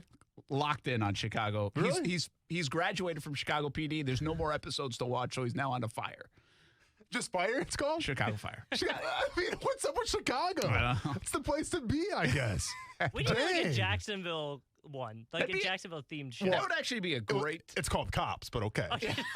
It's- Yeah. I've told you that story before, right, my buddy? Yeah. He Yep. said when I told him I was coming to Jacksonville, he's like, this was 12 years ago. He's like, or 13 years ago now. Have you ever seen an episode of Cops? He's like, I think they're headquartered there. And I was like, no, I really haven't. Yeah. But I get it now. No, he wasn't wrong. I remember watching that as a kid. This would be a fun little game. Mm-hmm. Give me like a list of current shows, and you have to match it up with the network they're on right now. Oh, wow. Am I giving you maybe I give you an idea for your new gig, by the way. But it would give the branding people involved like a heart attack. Listen, then don't do it on the other show because none of those people listen to this. I'm just saying in general. All right, you got to remember this is free territory. No. I mean, Nobody from, in the building listens to this show. This is the Wild West over here. But like, I mean, from like whoever's the branding person over on the TV side, if we're like well, not able they to. sure as hell ain't listening to this. Nah, all right? man. I mean, actually, I probably got better chance TV people are listening to the show than the radio people. We had to hit the dump button, and we shouldn't even hit the dump button on Alexander Volkanovski because he's Australian. Did he It's really fine. say that? Yeah, it doesn't I don't matter, know if man. He really said it. There was a it's few pretty times I common. wasn't sure. So anyway, new gig. New Congrats gig. on the new gig. Thank you, man. I feel like been this is having like it, I feel like this is like the Tim Tebow story. just been sitting on it. Yeah, just been sitting on it for a while. Yeah, just been sitting on it. So, thanks, Goose. Yeah, WAPE in the morning, 6 Yeah. a.m. until 10 a.m. You Yeah. and Megan and Austin. Mornings with Megan and Austin. Yeah. So or Megan and Austin, in the mornings. Megan and Austin mornings or mornings with? I think it's Megan and Austin in the mornings. Is this like Regis and Kathy, or what is it? Regis and who? Who is Kathy she with? and Regis? Is she with Anderson? Who is she with now? It's not Kathy. It's Kelly. what's her name? Kelly. Yeah. Ripa and When I was growing up, it was Kathy. Huh? Kathy Lee Gifford? I remember her, man. But is she with like Ryan Seacrest? I think she is. Yeah. So is it Kelly and Ryan? Is that on CBS? That might be on CBS. Or not? Is that I on, have no idea. That's I was in the going to say. morning, I was man. going to watch get any ready. of that stuff. That's a trash show if it's not on CBS. Tell you that right now. Kelly and so that's Kelly and Ryan probably. Ryan Seacrest, yes. So this I am is the Ryan Megan and Seacrest. Austin. Yeah, it's it's crazy how this whole thing really, it's been, as you know, it's been going on for a while. I had to keep it under wraps a little bit. You we've been filled doing in a a bad bunch. job. I did, yeah. It was kind of like I was doing a free trial. Yeah. And then they ended up subscribing to the membership now. That's so kind of what I'm this there. has been for 2.5 years, a free trial. Yeah, and every once in a while I get a free T-shirt from Brent, so it's fantastic. Yeah, And a hat. Don't forget, we got hats. Oh, we got hats. Yeah, We got hats. I have a giant cutout I can take home whenever Still I don't want. have a damn so TV. that's You have a it. TV in it's that all other good. studio? No, but I'm gonna get one in my There office is. though. Get one in my office though. It's all good. By the way, that's the biggest radio studio I've ever seen. Oh, the one that we The got? APE one. Yeah. I mean, little overkill. It is a little there's much. There's a couch in there for no reason. Like but I there love are it. there are dorm rooms that don't even come. Like there are 3-bedroom dorm rooms that don't come This is close like to that. kind of like a Harvard suite, if you will, that we have at WAP. But no, it's crazy how it all came into play. Obviously, the architect being Brent Martineau, because this show is a reason why it propelled me to the morning show. But apparently, some of the higher ups one day were listening to a story I was telling about Blaine Gabbert sending me to the hospital. When we did the whole shot thing, and he cheers, and Blaine Gabbert's glass went into my drink, and I swallowed it. I had to go to the emergency room. They're listening to that story live, and they're like, "All right, this could be something." So then from there, It's a great way to get a new gig. So from there, they got in contact with me. Glass. Yeah. So from there, they got in contact with me, and then the rest is magic, as they say, or history, as they say. I must have sucked that day because I didn't get a call. Well, no, but it goes to show you, kids, if you have a dream of being in the radio one day like me, just go ahead and meet Blaine Gabbert, let him send you to the hospital, and you can be just That's like what me I'm saying, Blaine, with your own morning show. At the end of the day, this all comes back to Blaine Gabbert. Blaine Gabbert has done more for this city on the radio, maybe than. No, I'm just kidding. No, I love Blaine for Gabbert. you. Yeah, for me. Shout out to Blaine Gabbert. Well, cool. That's good stuff. Yeah. So, I mean, you like it? I mean, I love it. By the I way, love it. somebody just texted me like, "Oh, that means he's not doing the afternoon." I said, "No, No, he's only I- going 50% the afternoons." But I'm always so you're like a full-time radio guy now. I'm a full-time radio guy. Yeah, I mean, I have insurance and everything now, so it's a big deal. That's pretty good. Yeah, dude. Yeah, That's wild. I got a 401k going on and stuff. As I said to, it's not as good as the NFL one. Okay. Yeah, so I've seen. What is this? As I said, 1%. What? It's supposed to have a couple zeros there. We gonna match half of it, or what are we doing? It really sucks to be an athlete as your first job. Everything else is downhill, man. Dude, this is. I'll never. No, it's funny you say that. Deion Sanders at the Rookie Symposium, he told us that. He's like, enjoy this now and save up because your next job is going to suck compared to the one that you have right now in the NFL. From a payment standpoint, yeah. And you know what? And as I was doing Uber, and driving a drunk person back from Jacksonville Beach, I'm like, Deion Sanders was right. He was right. Deion Sanders was right. And then Brent called, and the rest is history. Yeah. Man. Yeah. You get far less concussions in the radio business. Here's the real question, though. Are you? You're taking credit for this, right? They haven't given it to me yet, but I don't even know if they know I work on this side of the building. Well, I was going to say, but I will take full credit for finding Austin Lane, the star. Whenever radio your next contract is up, that can be a selling point. Like, well, hey, you got Austin on the mornings as well, thanks to me. That's true. Brent Martineau, talent. I got a meeting later in the week. Yeah, talent coordinator. Might be my last week. All right. Might be Austin's only show, or as Josh says, I don't know how you missed a drive time show named Changing Lanes. Very good. Gotta call that guy. Hire Or him. stay in your lane, but yeah. Yeah, we'll be back. Action Sports Chat. Congrats on the new gig. Thank and you, listen man. every morning on WAPE, 6 a.m. until 10 a.m. There you go. But listen in the afternoon on ESPN 690. Yes, sir. Now, the First Alert forecast on ESPN 690. Partly sunny and warm today, highs in the mid-80s, dropping into the mid-60s tonight. Join me beginning at 5 p.m. for CBS 47 at Fox 30. Action News Jax from the First Alert Weather Center. I'm TV meteorologist Mike Burrish. The Weather Center is brought to you by Beards Diamonds, where for a limited time, get 0% financing for 5 years, only at Beards Diamonds. Men, do you feel embarrassed in the bedroom because of ED or PE? Would you like to be the man you used to be? Prime Men's Medical Center has the solution. 98% of their patients experience a positive result from the treatment in just 10 minutes after just one office visit. Listen to Dr. Brown, a specialist in men's health. Prime Men's Medical Center offers custom blended medications for ED or PE designed just for you. There's no pain or surgery. If you have diabetes, high blood pressure, or prostate issues, not a problem. If Viagra, Cialis, or Levitra have let you down, not a problem. Now men are lasting 30, 60, 90 minutes or longer. And it's affordable. Contact Prime Men's Medical Center to schedule a private consultation. 904-664-8217. You'll see results on your first visit, guaranteed, or pay nothing. Call 904-664-8217. 904-664-8217. That's 904-664-8217. Need a good paying job with a flexible work schedule and benefits? A1A Solar is looking for you. $70,000 is a reasonable first-year expectation. Seasoned reps can easily make six figures. Leads provided to you as well. Health, dental, 401k benefits. A1A Solar is a tremendous company, voted best places to work in Jacksonville, and in 2016 was the Veteran-Owned Business of the Year.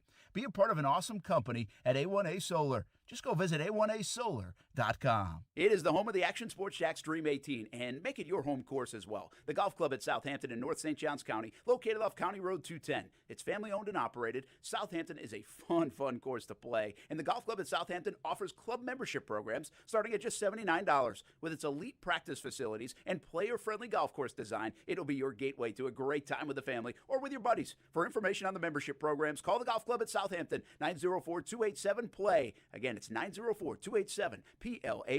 Joe Buck and John Smoltz welcoming you back to the City Center Convenience Mart. Uh-oh. She's looking at the cigarettes, but she just grabs the gum off the counter. Stand Up to Cancer and Rally want you to reduce your risk for cancer. Go to takeahealthystand.org.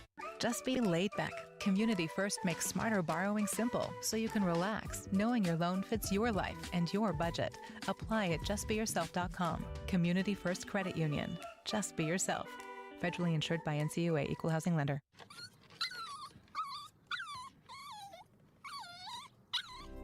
After a long day, having my dogs greet me at the door with their silly smiles and wagging tails makes me happy. I want to keep that joy with me for years to come. That's why I trust Forever Vets Animal Hospital to keep my pets healthy. Forever Vets was voted 2019's Best Vet in Jacksonville Magazine's Readers Poll, and it's easy to see why. The affordable wellness plans are tailored to meet all of your pets' changing needs as they grow. Open 7 days a week, Forever Vets friendly staff is available to treat you and your pet with care. They combine extended hours with online booking to allow you to give your pet quality care while accommodating your schedule. Go online to forevervets.com to find which of their 9 locations is nearest you. And don't forget their newest location in Bartram Market. Forever Vets Animal Hospital, keeping your pets happy and healthy forever.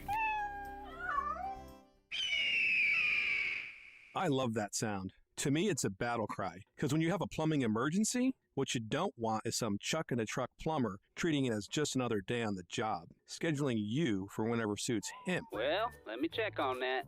Hey, Bobby, when are we getting back from fishing tomorrow? Yeah, about tomorrow afternoon. And then doing turd bucket work whenever he finally shows up, if he shows up. Well, flap that, Jack. If you've got a clogged drain, a burst pipe, or a broken water heater, you want same-day service from someone who will go to war on your problem. That's what Griffith's Service does. We offer same-day service for plumbing emergencies, burst pipes, clogged drains, and water heaters. And we'll not only go to battle against your plumbing emergency, we're also waging war against mediocrity in home services. We won't just fix your problem, we'll fix it right. So for same-day service for your plumbing emergency, call GriffinService.com. 1430-261.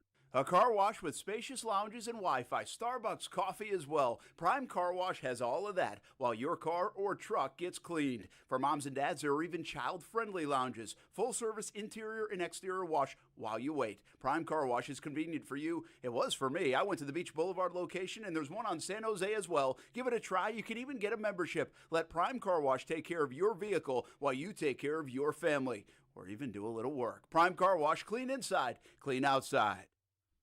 Smoked for hours, served in minutes. Now that sounds like good barbecue, and it is at Willie Jules in St. Augustine at Mirabella Crossing. Open 7 days a week. It's old school barbecue. Trivia night on Monday. Kids eat free on Wednesdays. Check out the Willie Jules app and catering for all of your events. Visit williejules.com and visit Willie Jules at Mirabella Crossing in St. Augustine. Old school barbecue, smoked for hours, served in minutes at Willie Jules. Hey, it's Coos from Action Sports Jacks on ESPN 690. Now, I know there's a ton of ways you can listen to the show, but did you know one of the ways is through a smart speaker? Yes, the Google Home, the Amazon Alexa. It's pretty easy to do. Just tell either of them to play ESPN 690. Try it out weekdays from 3 to 6 p.m., and you can listen to Action Sports Jacks.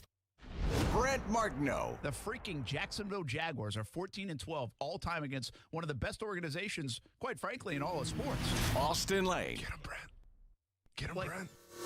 Action Sports Jacks on ESPN 690.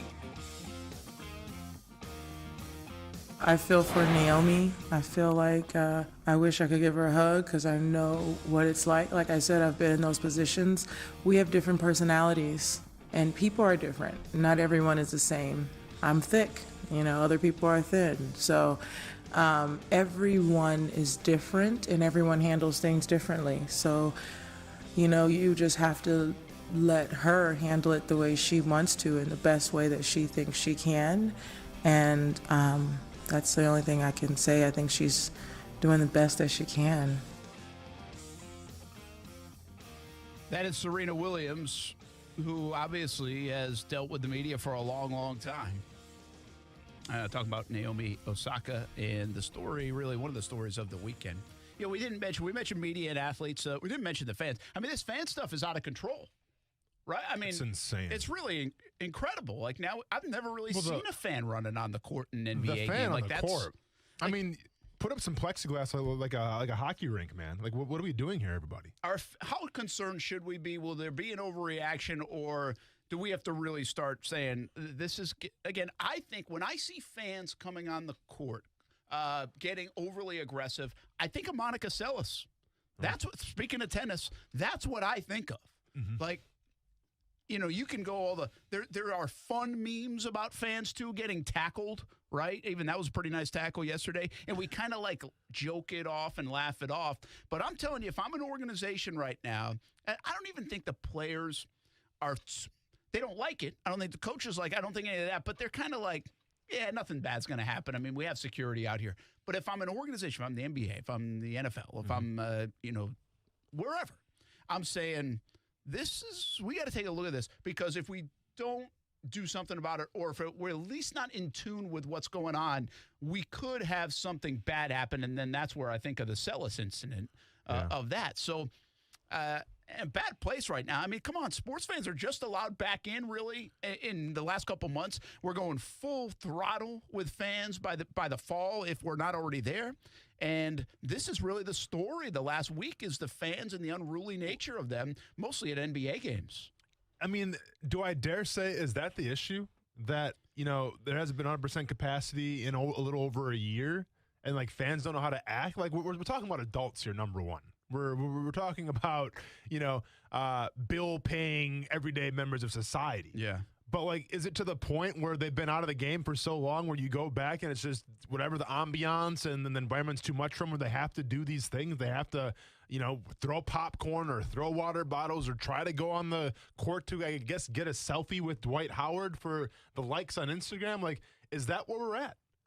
I don't think so. I think that's too easy. I mean, I don't even know what that means. But what else is it, Brent? Because, like, we haven't seen this run, I don't think, ever. I do feel like I feel like we live in a kind of it gets overused sometimes, a copycat world. But I don't know if this is just coincidence that they're all happening, or if there's maybe the star nature of today's player. I mean, Kyrie Irving is a polarizing player, especially going back to the Garden, by the way, and stepped on the logo as well. I'm not saying he deserves a water bottle thrown at him, but I'm just saying he evokes some emotion out of the way the Celtic fan feels, and then what he said going into it about racism.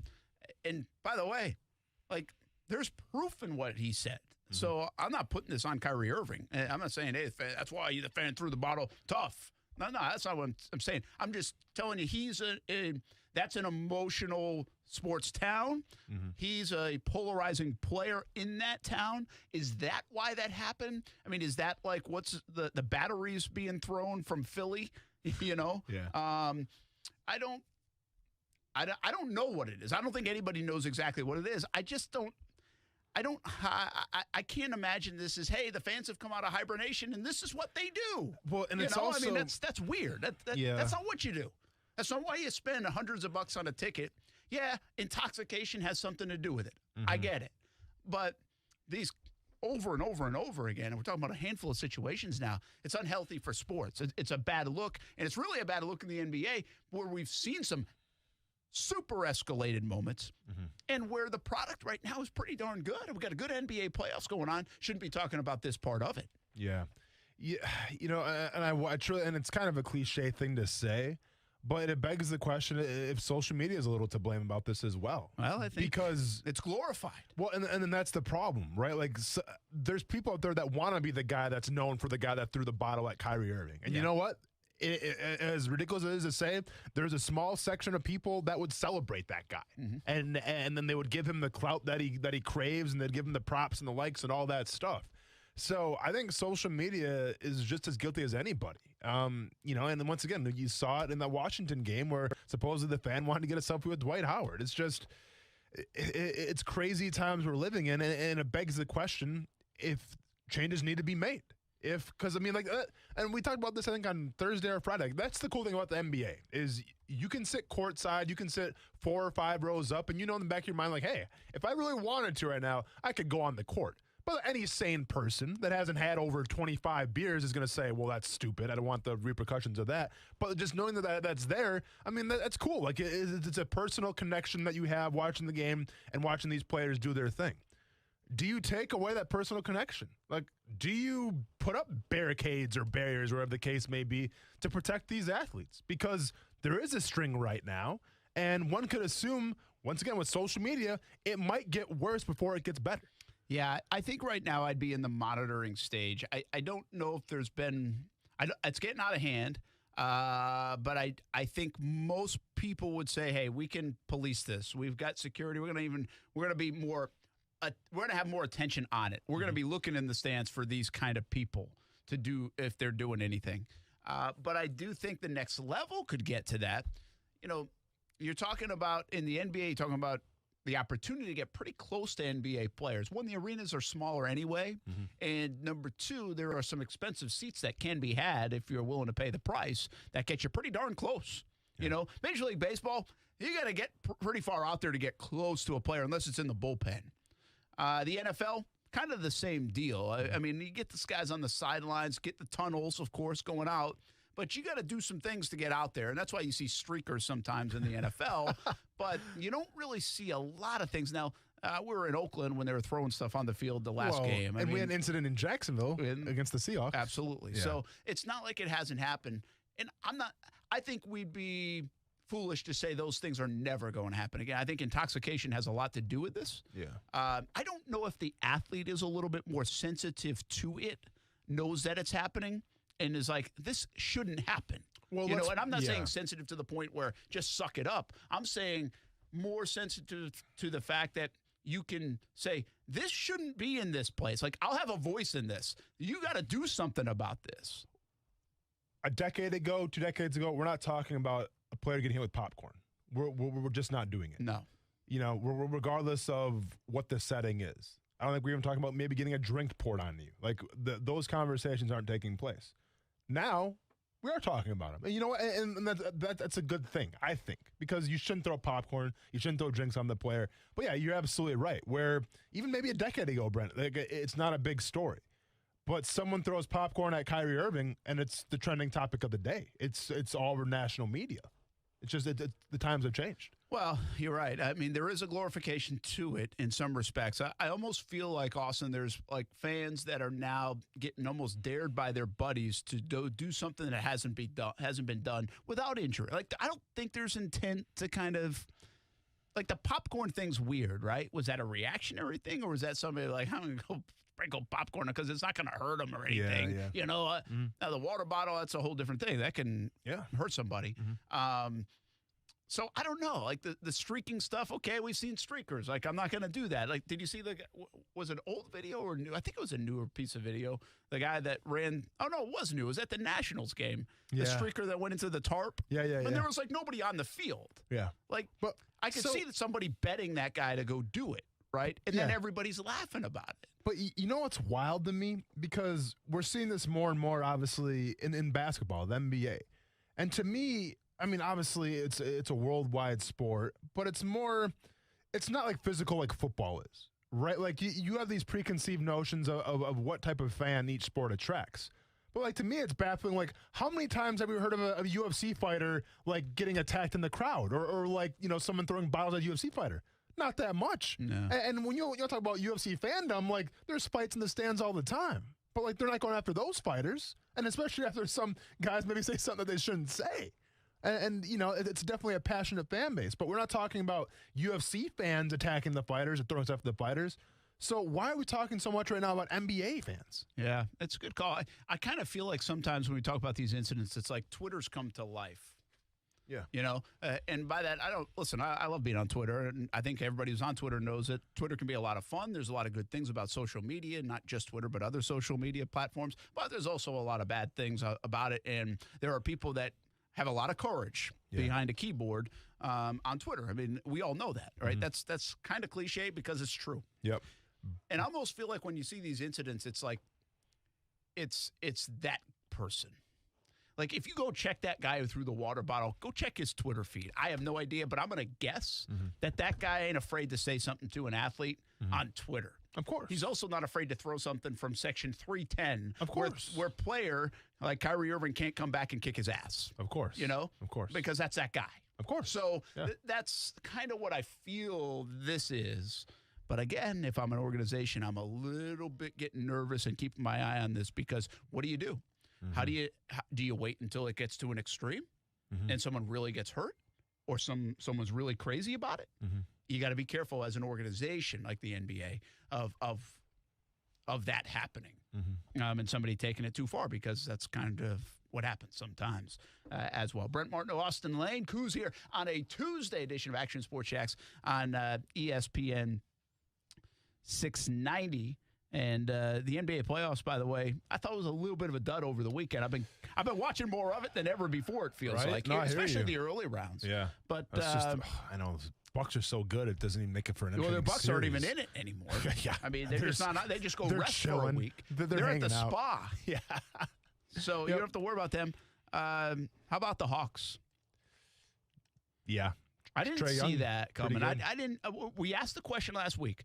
Where will this go for Trae Young? Will he kind of escalate him, or will he be a little too young and naive to handle it? I think that was kind of the way we phrased it. Sure. Well, it's escalated him.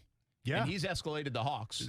Guy's delivered. He's delivered. You know, and I'm reminded of that scene as he was walking off in New York after that loss. You know, they're chanting, "You're going bald," and other choice words of Trae Young. And what did he do? He said, "We'll see you in A-Town." And then he put up the A.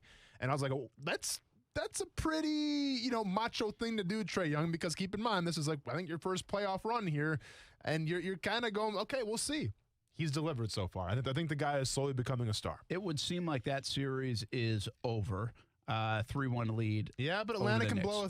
Can blow. I'm just kidding. Yeah. Let's see. Yeah. The Wizards win, but the 76ers are going to win that series. You know what? I feel like the Grizzlies have put up a heck of a fight. We watched some of that game. By the way, Grayson Allen playing pretty good basketball for them, shooting it well from three-point land. The Jazz are just too good. Yeah. But especially with Donovan Mitchell back now. Heck of a fight, though, against Utah. I've been impressed with Memphis for the most part. Celtics-Nets go tonight. Nets are just too good. They're just too good. I mean, Jason Tatum's been unbelievable. Yeah. But the Nets are too good. Nets are just too talented, too deep. Ty believes, actually, that the Nets could just play those three guys, and they'd still score like 100 points. For sure. 3 against 5. No, I mean, he's like, he actually said the question. He's like, how did the NBA allow these three guys to get together on one team? And then it should have been LaMarcus Aldridge as well. Then remember, he ended up retiring. Yeah. It's insane. Yeah, I know. I mean, it's a super team of super teams. Certainly feels like it. Absolutely. In an era of super teams. And then sprinkle on Blake Griffin, like who was an all-star in his own right. But, and now he's not the guy anymore. This isn't better than Golden State's super team though? In terms of talent? Yeah. I don't know, man. I disagree a little bit. You think it is? I mean, that's actually a fantastic question. Who would you take? Would you take Golden State? So would you take essentially Klay Thompson, Steph Curry, Durant, and you got Draymond Green too on the defensive side. Does have a little bit of everything. Is Kuz in the studio right now? Because this is a Kuz question. No, he's not. Okay, well, you're missing out on some great conversation right now. A little Driving Dish podcast. Extra dropped a new volume coming to you. That's a great point, Brent. You know what? I probably would take the Warriors. I think so, too. I would. Well, yeah. in part, we'll take the Warriors because we saw them do it. Of course. I'm taking Steph Curry over Kyrie Irving. Yeah. With all due respect to Kyrie Irving, he's a great player as well. Kuz, real quick. Sorry, man. Put you on the spot. Good time. Yeah. Little Driving Dish podcast coming at you. A little question of the day. Oh, boy. More talented. The Warriors of, when they had their run with Kevin Durant, or the Nets now? Oh, boy. Right. I almost look at it from this standpoint. Like, what gets the NBA's front office attention more? Like, is this good for our league or bad for our league? Like, we have to be careful of building these kind of teams. Yeah. Yeah, but you can argue, Brent, the Heat were good when they had LeBron James and Dwayne Wade and Chris Bosh. But it was good for the league, too. But not this too. level, right? That's my point. True. Like, it's okay. There's an edge to get to, and then is it over the top? Like, when Durant picked Golden State, we had those questions, right? Was that over the top? They added that guy, too? Yeah. Like, and that's what this feels like a little bit. Now, it brings the question, when you traded for Harden, and when you see it on, at first you're like, well, it's not enough basketballs go around. Even me, I'd be like, it's all right. How are they going to coexist? They can't all coexist together. Yep. Well, they can. And when they can, holy cow, how do you beat them? Well, and on top of that, I mean, they have Harris, who's also one of the best three-point shooters. But that's what I mean. It's like, I think even the sub, support group might potentially be better in and we don't even know. Brooklyn, yeah. Is Steve Nash even a good coach? I have no idea. But managing egos right now, I think. Well, actually, when I said that, in our conversation with Ty, I said that's a more challenging coaching job than people believe. Being a former player, it's a young more guy. challenging coaching job because, one, the pressure's enormous, but two is how do you keep everybody happy? True. And that can be problematic. And that's a difference between. Was awesome. That's true. That's a difference because you have a lot more ego on Brooklyn than you do, I think, when you had in Golden State. I think it's harder than people believe. Everybody. Now, listen. I feel like I could coach him to some wins. Sure. Yeah. But can you coach him to the whole thing? Yeah. It's a little different story. So we'll see what happens with it. We're back. Action Sports Shacks on ESPN 690. ESPN 690 Sports Center Update. Happy Tuesday. I'm Jake Mitchell. Jaguars head coach Urban Meyer and assistant coach Charlie Strong were de facto tag team partners for professional wrestling legend Chris Jericho during the AEW's pay-per-view this past Sunday. They assisted in a backstage brawl by tossing Jericho different things to use against his opponent. Remember, AEW wrestling is based right here in Jacksonville. Speaking of the Jaguars, here's Coach Urban Meyer with what the plan is for Tebow so far. I think it's one step at a time and see what happens. I think before you start having those conversations, you got to feel where he's at in the depth chart, et cetera. So obviously it's only been a couple of days, so we have not had that conversation as an offense yet. Don't forget to listen to your Jumbo Shrimp versus the Gwinnett Stripers tonight at 6:50 right here on ESPN 690 or at ESPN690.com. The Sports Center Update is brought to you by Morgan & Morgan. Morgan & Morgan, for the people.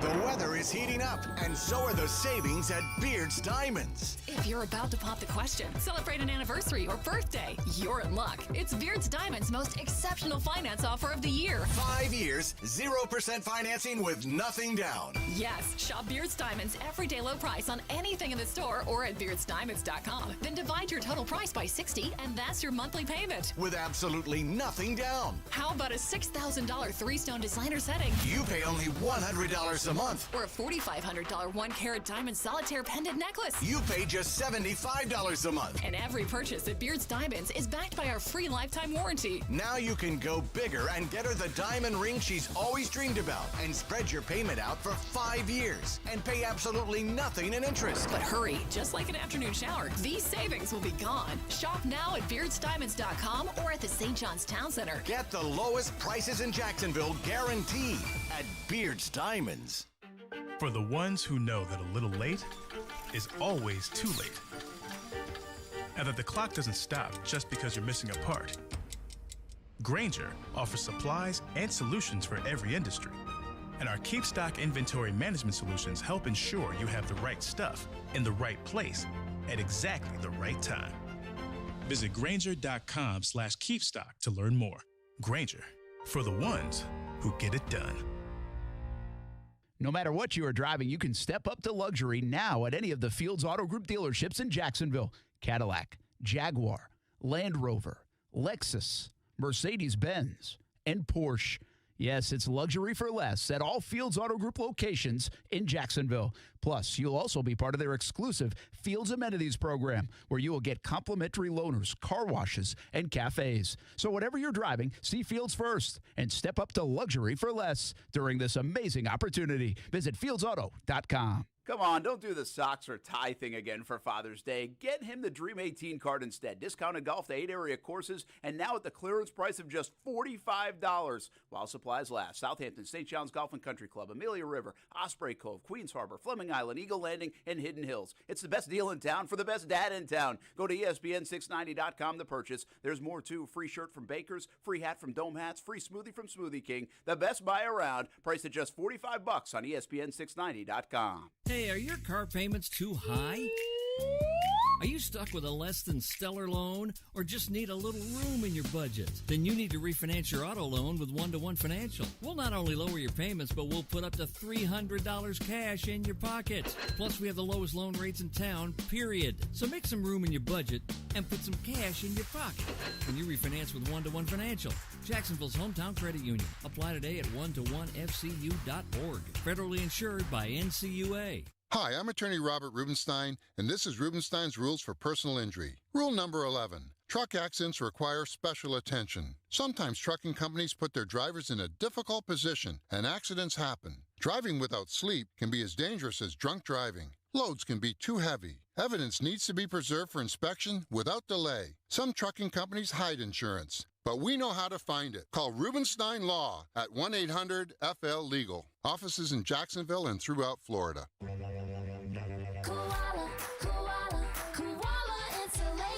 Hey, I'm Carrie. And I'm Bruce. We're the owners of Koala Insulation. Did you know that according to the Department of Energy, heating and cooling account for almost half of the home's energy use and expense? We started our insulation business because we wanted to help people save money on those energy bills and live a healthier life. Schedule a free evaluation today at koalainsulation.com. Koala Insulation. Clean, knowledgeable, and trusted. For the ones standing guard. For the eagle-eyed. For the knights in shining armor. And for all those who support them. We are Grainger, your experienced safety partner, offering supplies and solutions for every industry, committed to helping keep your facilities safe and your people safer. Call, click Grainger.com/safety, or just stop by. Grainger, for the ones who get it done. Hey everybody, this is Brent Martineau. Social distancing doesn't mean disconnecting. If you're working from home or just steering clear of coworkers, keep tabs on the world of sports and Action Sports Jacks on your smart speaker. Tell your Amazon Echo or Google Home to play ESPN 690.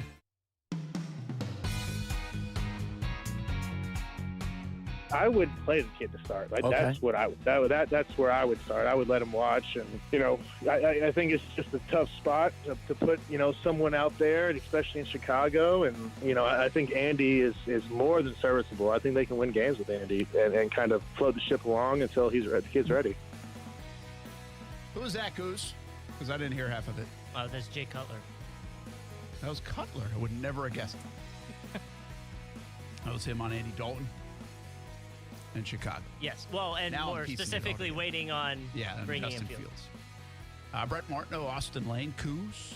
You say we have an unhappy customer. Should we address that or no? I mean, you can if you want. Brett They're mad you're Martineau. not talking. They haven't talked Jags. Said they're about to unsubscribe. Oh, because we haven't talked Jags? Oh, yeah. They're not talking about Urban But there's Meyer? others defending you in the chat. We got football at 5 coming up. I mean, I talked to Urban Meyer. I don't know what more you want from me. We got 100 days until the NFL season. We actually did talk a lot about Jags in the early going, about Hard Knocks and if that would be a good fit or not. And I mean that was only for like 15 minutes. I know we talk about the Jags. Yeah. Okay, we do. Top 5 defenders on the Jacksonville Jaguars. Let's go, Brent. Who's number 1 to you? I got Miles Jack. You are free to ask questions to get us on a Jags topic. We got some football talk coming up, but I will just say, I mean, from a producing standpoint, 3 of us here, there's a lot of days in the summer to get through here, folks, on Jags stuff all the way to training camp. You got to pace yourself. Yeah. And we did just spend 6 months talking about a lot of those things. Yes. In the offseason, that started in October. The last time I checked, we are ESPN 690 Jaguars. So, yeah. Well, all Jaguars. We do like to pride ourselves on a lot of Jags talk. Oh, Brent, I mean, you've been to Trevor Lawrence's hometown. I have. Yeah. And I will talk Jags any day of the week and twice on Sunday, hours on end if you want me to. But by the way, but feel free to bring up a topic if you want to hear something. We do have some stuff coming up. My morning co-host has the bead on Trevor Lawrence, likes to frequent a certain coffee shop. Trevor Tracker can agree with that. And the Trevor Tracker agrees. Trevor Tracker's been all over Jacksonville. So now you know what I'm going to do. Be outside this coffee shop one day when Trevor Lawrence pulls up. Yeah. Then, by the way, I want a coffee shop endorsement. There's nobody drinks more coffee in town than I do. That's true. So you have a problem. I do have an issue. And now I'm in the middle of a fast just living on coffee. Cool. Can you put, okay, now obviously Phil Mickelson does his thing. I get it, oldest guy ever. Phil Mickelson has inspired me. Yeah. And now you're trying to copy his stuff. No, I'm not doing the whole thing because there's like a 6-day fast to get it going. I'm not doing that. But how long are you going for? I'm going 36 hours. Not eating. Not eating. Man. 36 hours. I'm going to try a couple weeks of it at the very least. You're not like grumpy? No, I feel fine. I would be so mad right now. Oh, yeah. But I'd be so annoyed. So am I technically fasting if I'm drinking coffee? Like I'm allowed to drink coffee? Coffee's acceptable because it's very low calorie in coffee. Okay. Yeah. So just to let you know, just in full disclosure, it's water, coffee, no food. As Brent came from Wawa with like a hoagie and or whatever. Like, so just so we're clear, it's just steak, so we're good, it's right? Just anything from Wawa. Yeah. No, that's not the fast I'm on. All right. By the way, Sunshine and Rainbows brought to you by A1A Solar. Got to give a shout out. We were at UNF at the ASUN Championships. Well, JU got it done over the weekend. It's a great Cinderella story. They won like 13 games all year, man. It's insane. And they're going to the NCAA tournament. Good for them. Playing Old Dominion, right? Old Dominion. That's a pretty good draw for them, too, I think. Not a bad country band either. Last time I checked. That's true. I gotcha. That's a song for another time. I like this guy. That's a walk-off, baby. I love it. That's a walk-off. That's awesome. Yeah, I got you. You're the best. That's good. Hey, go ahead and boom it, Q's. You're just jealous because when I start my own country station on this whole studio thing, you're going to be super mad about it. You'll be on first one on 3 stations. He'll be the program director for that one. You better believe it. Hey, need a good paying job with a flexible work schedule and benefits? A1A Solar is looking for you. $70,000, a reasonable first-year expectation. Hey, voted best places to work in Jacksonville recently and the veteran-owned business of the year. Be a part of an awesome company, A1A Solar. Visit A1ASolar.com. Sunshine and Rainbows brought to you each and every day by A1A Solar. Football at 5. Some Jags talk just for you on That's YouTube. not what the camera is. Hey, dude, what are you pointing at? I don't know, just for whoever Coos was looking at. Just for you. That was a bad point. Is that on YouTube, by the way? Oh, yeah. Okay. Just for you on YouTube. Next on ESPN 690. I'm a call it like I see it guy. Sometimes that twists the competition's panties in a bunch. Sometimes it causes pearl clutching. But it always lets you listeners know the truth. Last January, I told you winter was slow and you could get a deal on upgraded systems because it's true. And here's the truth about summer. Most AC breakdowns happen from stress testing during that first string of scorching hot days in summer, causing every reputable AC company to be booked out at least 2 or more days. Any company not booked solid in summer isn't a company you want in your home. But who wants to sweat it out 2, 3, or more nights waiting for a new AC? At Griffin Service, we've solved the logistics to fix that problem, because we fix what others can't. We call it our Sign Today, Sleep Cool Tonight program. So if you forgot the tune-up in spring and things go to turd buckets in summer, don't sweat it out waiting. Call Griffin for our Sign Today, Sleep Cool Tonight guarantee. Exclusively at GriffinService.com. CMC 1250697. There is a taste of the islands in every drop of Vida de Luis tequila, imported directly from Tequila, Mexico to Jacksonville Beach. Vida de Luis is the only locally owned tequila in Jax Beach. Support local and try Vida de Luis. Award-winning, smooth, all natural, no aldehydes or additives, which means wake up feeling good the next morning. Find out where you can pick up a bottle of Vida de Luis, Blanco, Reposado, or Añejo. Just visit VitaDeLuis.com. Support local and taste the islands in every drop. People sometimes may wonder why they need a big law firm after their injury. Imagine you're on your way to work and then, bam, your whole life changes. You're injured and now you have to fight for justice. Your opponent is not the driver of the car that hit you. It's their insurance company. When you're fighting to get what you deserve, it's go big or go home. When it comes to law, size matters. We're America's largest injury law firm, Morgan & Morgan. Visit forthepeople.com for an office near you. Goodyear knows the importance of keeping momentum as you head down the stretch. Momentum starts with movement. It's pulled from the air like a contested rebound. Momentum builds with steals and fast breaks, and is proven by deep threes as the shot clock expires. Momentum is how we change the game, and now it's time to discover where it can take us. Goodyear, more driven. It's time for some straight talk. Sure, saving money feels good, but cutting your wireless bill in half, that feels really good. Like walk-off home run in the 9th inning kind of good. Okay, maybe not that good, but pretty darn good. With Straight Talk, you can get 25 gigs of high-speed data for $45 a month, up to 50% less than the other guys. Plus, no contract. All on America's best networks. Why pay a whole lot when you could pay half? Straight Talk Wireless. No contract, no compromise. Trucks, and more trucks, plus over 300 Primo pre-owned, all makes and all models. Find it all at Arlington Toyota Pre-Owned today. Arlington Toyota has some of the biggest pre-owned truck selection I've seen. I'm talking Tundras, Tacomas, imports, domestics. You'll find it all at Arlington Toyota Pre-Owned. Even better, you have 30 days to love your purchase or exchange it. And with Arlington's Credit for Everyone program, almost everyone is approved. Plus, Arlington will give you top dollar for your trade. Shop safely in person, 10939 Atlantic Boulevard, or online at arlingtontoyota.com. I'm Christine Lisi. This is what you need to know. Lakers forward Anthony Davis, a game-time decisions for Game 5 tonight against the Suns because of a strained groin. ESPN's Adrian Wojnarowski reporting not a great deal of optimism, though, within the organization that Davis will actually play. Series tied at 2 games apiece. If AD's out, LeBron James has said he's ready to take on a bigger role, and he'll have one mindset tonight in Phoenix, says our Jay Williams. These are the cards I've been dealt, and now it's time for me to take my game to a different level. And I'm looking at CP3, Cameron Johnson, Jay Crowder, get the hell out of here. You ain't guarding me. You can't guard me. Yeah. You cannot guard me, CP3. JFR Morning Show, Keyshawn, J. Will, and Zubin.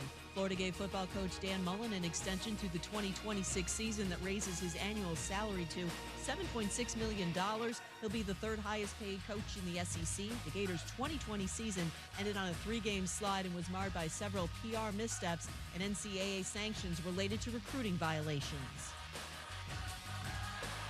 Think O'Reilly Auto Parts for all of your car care needs. We're close, convenient, and known for our guaranteed everyday low prices and excellent customer service from professional parts people you can trust. Stop by your local O'Reilly Auto Parts today. O'Reilly Auto Parts. Better parts, better prices every day.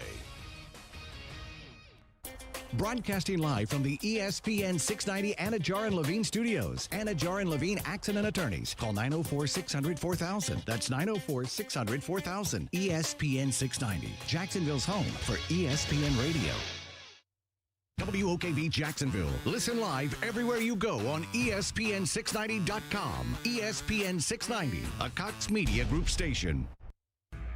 Broadcasting live from the ESPN 690 Anajar and Levine studios. This is Action Sports Jax on ESPN 690 with Brent Martineau and Austin Lane. I mean, obviously it'd be awesome. I mean, to have that challenge every 2 times a year, every single year, it would be a great opportunity. I mean, he's a heck of a football player. He's been doing it for a long time that I've watched play and learned a lot from. Absolutely. But definitely, if he came to the AFC West, it would just make it a little tougher for us. But we're up for the challenge. That is Patrick Mahomes talking about Aaron Rodgers. The Denver stuff is still out there. Yeah. Still not sure I believe it. Not us, Brent. We're sticking by our guns, aren't we? Yeah, we're staying with Green Bay. I haven't lost you yet. No. Okay. No. And we were right about Trey Lance in San Francisco. Yep, were we? Now, did we put money down when it was plus 700? No, we did not. But is that what it was? One time? Yeah. Why didn't we? We were confident plus in that, 700. man. I know. Can we put, how much money is it for Aaron Rodgers to stay in Green Bay? I think right now he's the favorite to stay in Green Bay. He is? So, yeah, we're not really good. I'll tell you what else is making some money. Vlad Guerrero Jr. was my MVP pick. He's in, with all due respect to your boy Ohtani, but Vlad Guerrero's killing the league right now. So we're actually pretty hot on he was plus 1,200. Ohtani and he Vlad. was it's back-to-back Brent Martin, Austin Lane right now in terms of MVP favorites right now according to Vegas. When's betting get legal in Florida? Because we're going to do another show. Can't come soon enough. I mean, we should do another show. Can't come soon enough. I mean, I hope. I mean, if Julio Jones ends up in Seattle, I'm doing another show. Wasn't even on the board, Brent. Remember? Like when the odds came out, wasn't even on the docket. Like I spoke that one into existence. It's like Pete Carroll's listening. Hey, DraftKings, you gonna hit my boy Brent Martin up or what? My guy's over here making everybody some money. Aaron Rodgers has less leverage than he thinks he has, in my opinion. Okay, go on. I think. Now, remember who you're talking about and what town you're talking about. I understand. Okay. At 38 years old, MVP. See, part of the leverage in this is threatening to retire, sit out, all that stuff. He ain't doing it. He's not going to retire. He's not retiring. And he's not going to then sit out. Yeah. And I think in part because he's 38 and he's coming off an MVP season. Nobody does that. He's playing that good of football. Nobody does that.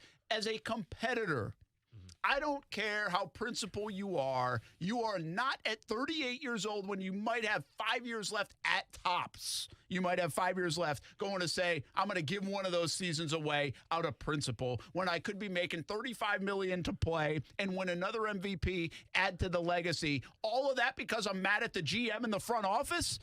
Yeah. I don't see it, man. I don't think there's a lot of leverage there for A-Rod. But see, here's the thing, though, Brent. You assume that money even matters to Aaron Rodgers. Do you know how much money that dude's made? I understand, and money doesn't matter in that respect. But and he's married to the actress. Is still 35. And he's married to he's engaged to the actress from like the Divergent series, which you don't know about, but they're not bad, successful movies. Like, so she's loaded. So like Aaron Rodgers is doing fine on the money. It's not the money in his bank account; it's what the money says. No, I get you there, man. I get you there. And the money says is, hey, you're doing okay right now. I agree with you in the fact that he's not going to retire. There's no way. And, here's the thing about Aaron Rodgers. Like, we can break down Tom Brady all day. What is Tom Brady's biggest motive? He wants to be the best of all time, and he's got, like, this chip on his shoulder now playing in Tampa Bay. He's playing for a good catch me if you can kind of legacy. Sure. And now it's like everything else is just gravy. Like, he's on Twitter, talking smack. Doesn't matter. He's having fun with it, but he wants to be – he's the GOAT. Okay. He's really playing for TB12, the brand. Sure. To say, I can make every player play until they're 45. Exactly. It's a great call. What is Aaron Rodgers' motive? Like, one would think the Lombardi Trophy like any other football player, but there's always more to it than just, I want to win a championship. Like, yeah, duh, you play football. But, like, and here's the thing. I don't know what the motivation is for Aaron Rodgers, right? Because for a while, I thought it was, you're playing for one of the most storied franchises in all professional sports, in the Green Bay Packers. And you're treated like a king there in central Wisconsin. But, like, all these indications saying that he wants out. And then he wants to possibly, rumors saying he wants to go to Denver with Vic Fangio and an offense that, I get it, maybe is an upgrade from the Packers offense, but defense, what are we talking about? And playing against Patrick Mahomes 2 times a year? So can you really win division there in Denver? Probably not. So then what is the goal? What is the motive? You just want to play as long as you can? Like, that's why I can't get a grasp of would he sit out a year or not. I don't think he would either. I think he's the supreme competitor. But I also don't know what the guy's thinking, Brent. It's hard to get a gauge on him. Yeah, he's an interesting guy to think like him, right? I mean, I agree with that. He's got one Super Bowl, right? Correct. When you think of great quarterbacks in the NFL, and I'm talking 15 years from now, we have this conversation because you're still working at WAPE and here on Action Sports Shacks on ESPN 690, and I'm about to retire. And Kuz is my boss. Yeah. Yeah. And I'm about to retire. Yep. I wonder if we top of mind when we're saying Brady, Montana, Manning, Marino, Fouts. Yeah. Does Rodgers roll off the tongue? Oof. He might. And up in Green Bay, he definitely does. Like where you're from and that whole state, absolutely. But I don't know. Like, is he one of those that we forget about? Like, is he where like, oh, yeah, that's right. Is he kind of in like Steve Young category because we mentioned Favre, but we forget about Rodgers. We mentioned Montana, but we almost forget about Steve Young sometimes. Mm-hmm. And we shouldn't. Mm-hmm. But by then we also have Mahomes and hopefully Trevor Lawrence and all these other guys, remember now, because we're 15 years down the line. That's where I believe, like, I don't know if he's, from a legacy standpoint, he's obviously got one. He's made an impact, so thrown for over 50,000 yards. He's won a Super Bowl. How many MVPs does he have now? 3? I think 3. I mean, so he's right there. I just wonder if he's top of mind when we ask this question down the road. I think that's just as much about legacy as it is about statistical legacy or about number of Super Bowls. These guys have accomplished a lot. They've made a ton of money. But I do think there's some value in that. And I believe, more so for the time being, I think it's just the competitor in him.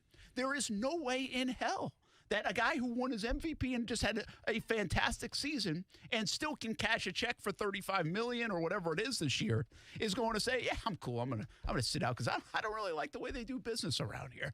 I don't know if it's strong enough, man. I don't know if that's a strong enough pull. Now, are you going to say I'm going to make things uncomfortable for the organization? That's cool. You can do that. You got the leverage to do that.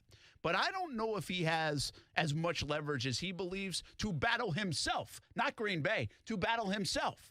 Keep in mind, they already do have a quarterback they've invested in. I'm not saying they want to play that guy, but they do have that. They could dangle him to other teams, and they'd be willing to trade for him. Green Bay has that, so they've got a little leverage in this game. Now, they also have a chance to really eat some crow and look really bad and be the regime that let Aaron Rodgers walk away. Yeah. But I think this is more about a battle between Aaron Rodgers and himself, and that is the competitive nature of any top-flight athlete. That is – you can't find me one. Like, can you? Somebody tell me that there's an athlete that's walked away as an MVP. I don't think anybody's ever done it. So here's the crazy thing about it. And I like what you said here.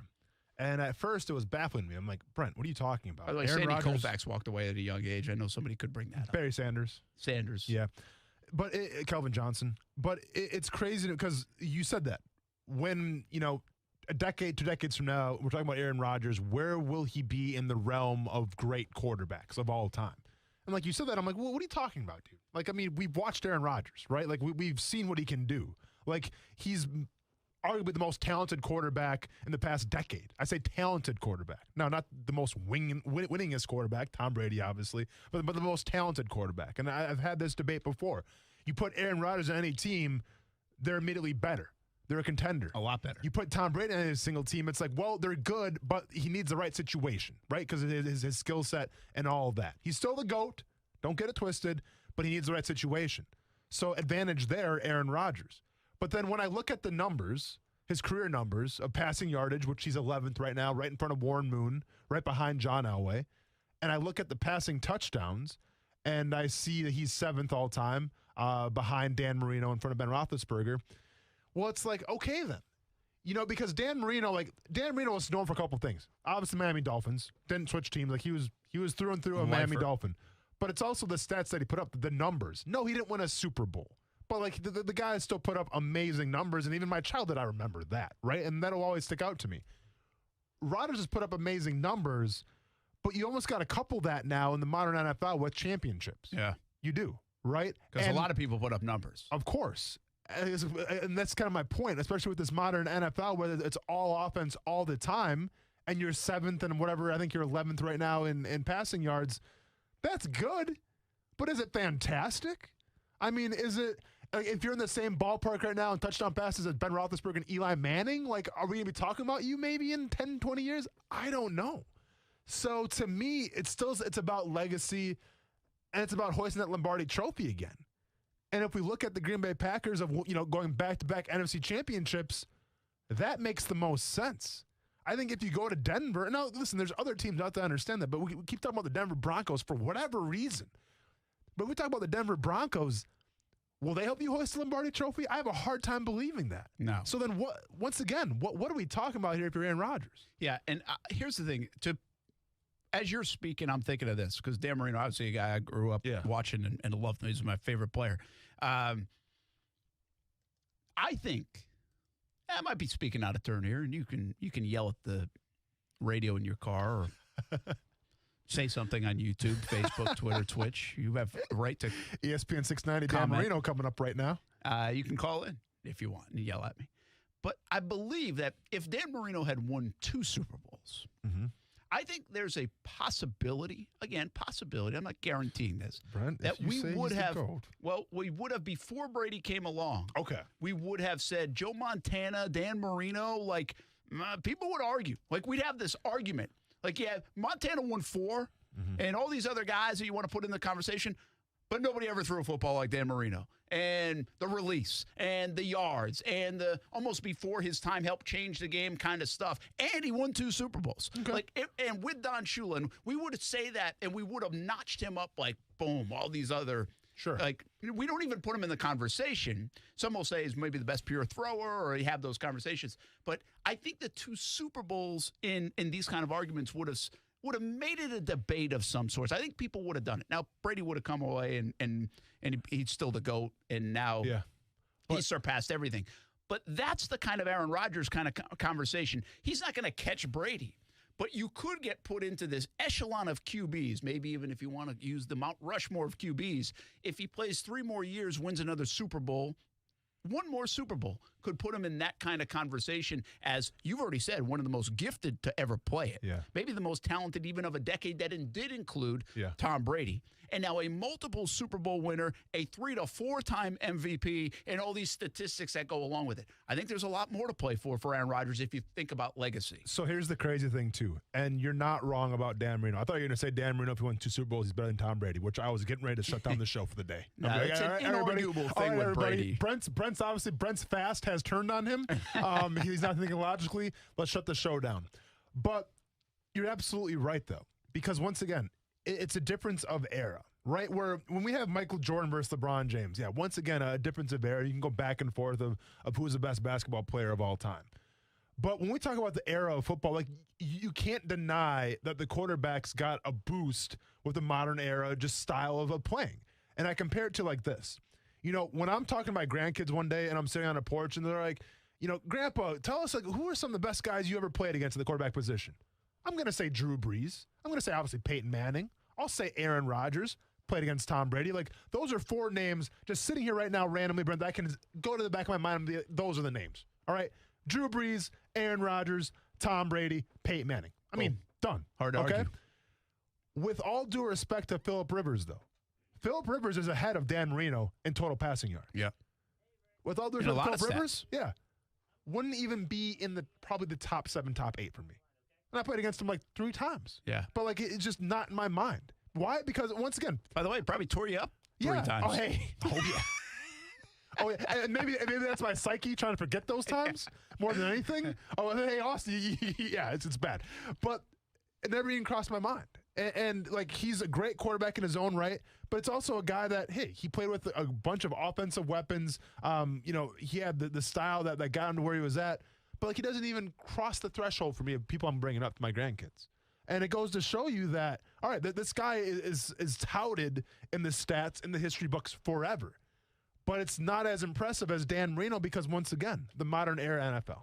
But not as impressive, but I would say this, okay? You would probably throw a 5th one in and maybe bring up Phillip Rivers if he had won a Super Bowl or 2. Of course. Right? Of course. And now he's definitely going to Canton, which he might end up there anyway. But I just think there is this other step. How much that's value.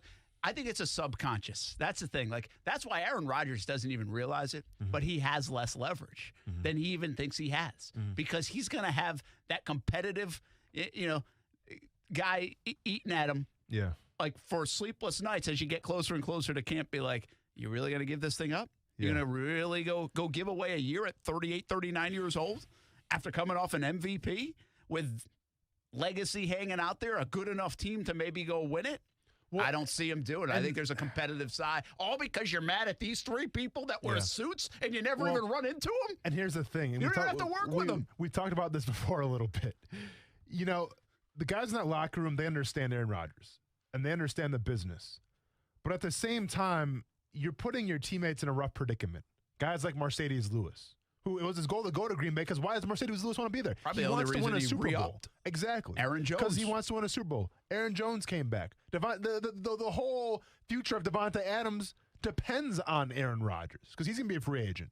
So, yes, they understand the business. But at the same time, they were one game away from going to the Super Bowl back-to-back years. All right? Not a lot of teams can say that.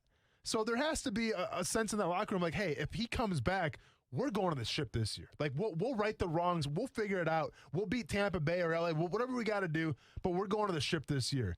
And if Aaron Rodgers chooses to go, you know what, guys?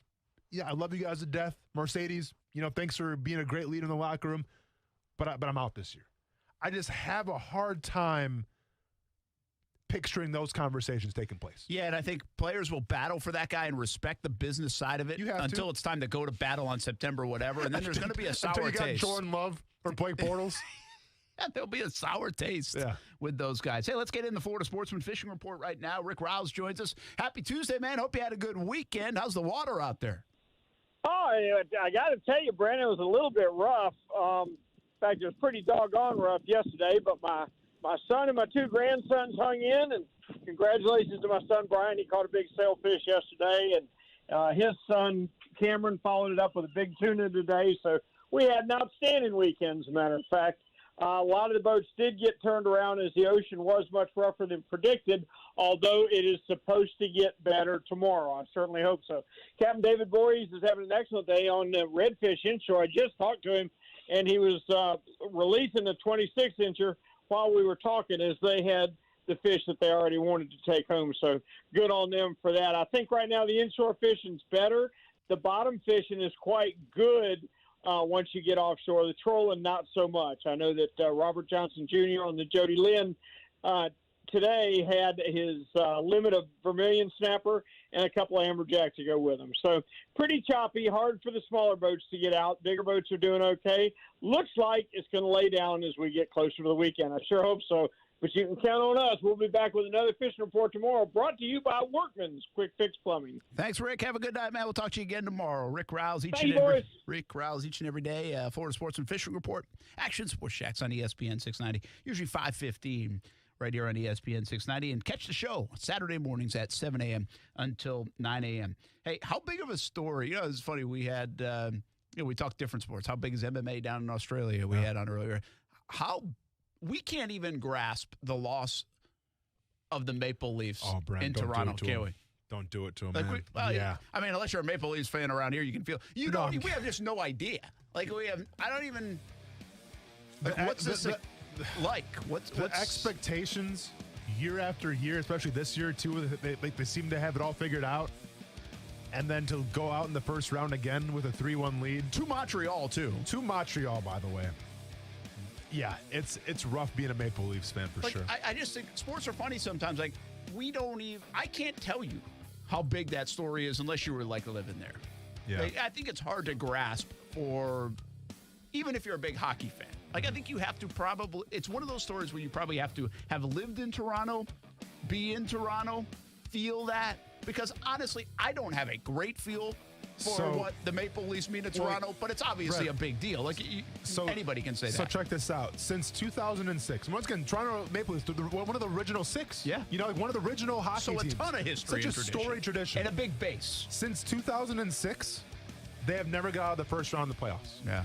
Since 2006, everybody. Haven't got out of the first round of the playoffs. You know what it's kind of like? But it's different because they play series. But it's a little bit like the Dallas Cowboys. Yeah. Now, the Cowboys have more recent history. True. In terms of the 90s and the glory days and the dynasty there. Yeah. So Toronto didn't even have that. Yeah. But it's a little bit like the Dallas feels like they've been better. Then you go look at their record and they can't get out of they can't even win a playoff game. Yeah. Yeah. But this is worse because it's a series. You had a 3-1 lead and you lost to Montreal on top of it. Yeah. Oof. It's just things up in Toronto. Yeah, it does, man. All right, go pick up Ronan. We'll take it home today. Do, man. Appreciate it. And Zach Ertz, Dan Mullen, and more, including the NCAA dead period ending and why June 1st could be significant in the NFL. All that in the final half hour coming up. Action Sports Shacks on ESPN 690. Now, the First Alert forecast on ESPN 690. Fair to partly cloudy tonight. We'll drop into the 60s. It'll be warm but more humid for your Wednesday with partly sunny skies and a scattered shower storm developing. Highs in the mid to upper 80s. From the First Alert Weather Center, I'm Action News Jack's Chief Meteorologist Mike Burrish. The Weather Center is brought to you by Beard's Diamonds, where for a limited time, get 0% financing for 5 years, only at Beard's Diamonds. All right, boss, that's the last house on the block. So what's the tally? Let's see, 11 houses have Safe Touch security signs. Okay, Safe Touch means we cross them off our list. What else? 6 houses with no security system signs, 1 with a ding-dong doorbell camera sign. Ha, laughable. Yeah, and 4 houses have big blue alarm signs. Big blue alarm. You know, I still can't get over the fact that you can go online and buy one of their alarm signs for $25. Wait, so you're saying there's a good chance that those big blue signs we saw are fake? Well, not all of them. I'm sure some of them have actual alarm systems. Huh. Well, one thing's for sure. When we see a Safe Touch sign, we know it's the real deal. And that's just another reason we stick to the Crooks R Us golden rule. Stay away from Safe Touch houses. Is that on a bumper sticker yet? Crooks know to stay away from Safe Touch houses. Hi, I'm Lester Jackson, president of Safe Touch Security Systems. No one beats our technology or our price. Call Safe Touch today at 888-723-8682 or go to safetouch.com. State license number EF233. Alexa, how do I drive more customers into my business? First, people will need to hear about you. Okay. Then you need to be online where they look for you. Online, huh? Then you need to be involved in the community. Then you need to... Whoa. I don't have time for all that. I need to run my business. Alexa, can you help me find someone that can help me with online marketing? Okay, searching for a local team that can help. Local Solutions, your local marketing team putting you at the top of mind. Visit JacksonvilleLocalSolutions.com today and let us take your business to the next level so you can get back to running it. Local Solutions, powered by Cox Media Group. Marketing solved. I love that sound. To me, it's a battle cry. Because when you have a plumbing emergency, what you don't want is some chuck-in-a-truck plumber treating it as just another day on the job, scheduling you for whenever suits him. Well, let me check on that. Hey, Bobby, when are we getting back from fishing tomorrow? Yeah, about tomorrow afternoon. And then doing turd bucket work whenever he finally shows up, if he shows up. Well, flap that, Jack. If you've got a clogged drain, a burst pipe, or a broken water heater, you want same-day service from someone who will go to war on your problem. That's what Griffith's Service does. We offer same-day service for plumbing emergencies, burst pipes, clogged drains, and water heaters. And we'll not only go to battle against your plumbing emergency, we're also waging war against mediocrity in home services. We won't just fix your problem, we'll fix it right. So for same-day service for your plumbing emergency, call GriffinService.com. 143261. At Movember, we're best known for the mustache. Well, here's the thing. Men's health deserves support year-round, which is why we're more than a month, more than mustaches. All year round, we're doing more. We're delivering more research, more treatments, doing more to help men live happier, healthier, longer lives. But we need your support, because the more we can do, the more fathers, brothers, partners, sons we can protect. Movember, more than a month. Give monthly at Movember.com. Just be confident. Community First makes smarter banking simple so you can relax, knowing you're managing your money the right way, yours. Visit justbeyourself.com. Community First Credit Union. Just be yourself. Federally insured by NCUA. ESPN 690 is home for the Florida Sportsman Fishing Show hosted by Captain Rick Riles. Tune in every Saturday morning from 7 to 9 a.m. to find out what's biting now. Fishing so fresh, you can almost smell it.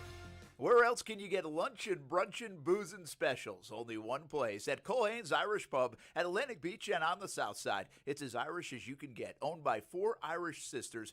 And they've got fish and chips, of course, shepherd's pie. Go today for lunch or dinner. Eat in, order out. Culhane'sIrishPub.com for the full menu. And try the new 5 Sisters vodka at happy hour. Luncheon, brunchin', boozin' specials, and so much more. 2 locations, Atlantic Beach and the south side. Culhane's Irish Pub, Irish sass with 5-star class. Got a business trip, long weekend, or maybe you just really want to try that new Toyota before you buy it? Then get it all when you rent a Toyota from Arlington Toyota. With easy online reservations and rental rates as low as $19.95 a day, there's nothing stopping you from hitting the open road in a new 2021 Toyota. So rent a Toyota from Arlington Toyota. Try it before you buy it and reserve your rental online at arlingtontoyota.com today.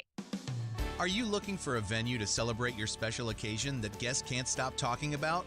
Call Riverside North Special Events and Banquet Hall. We specialize in anniversaries, weddings, birthday parties, corporate meetings, family reunions, fundraisers, graduations, and funerals.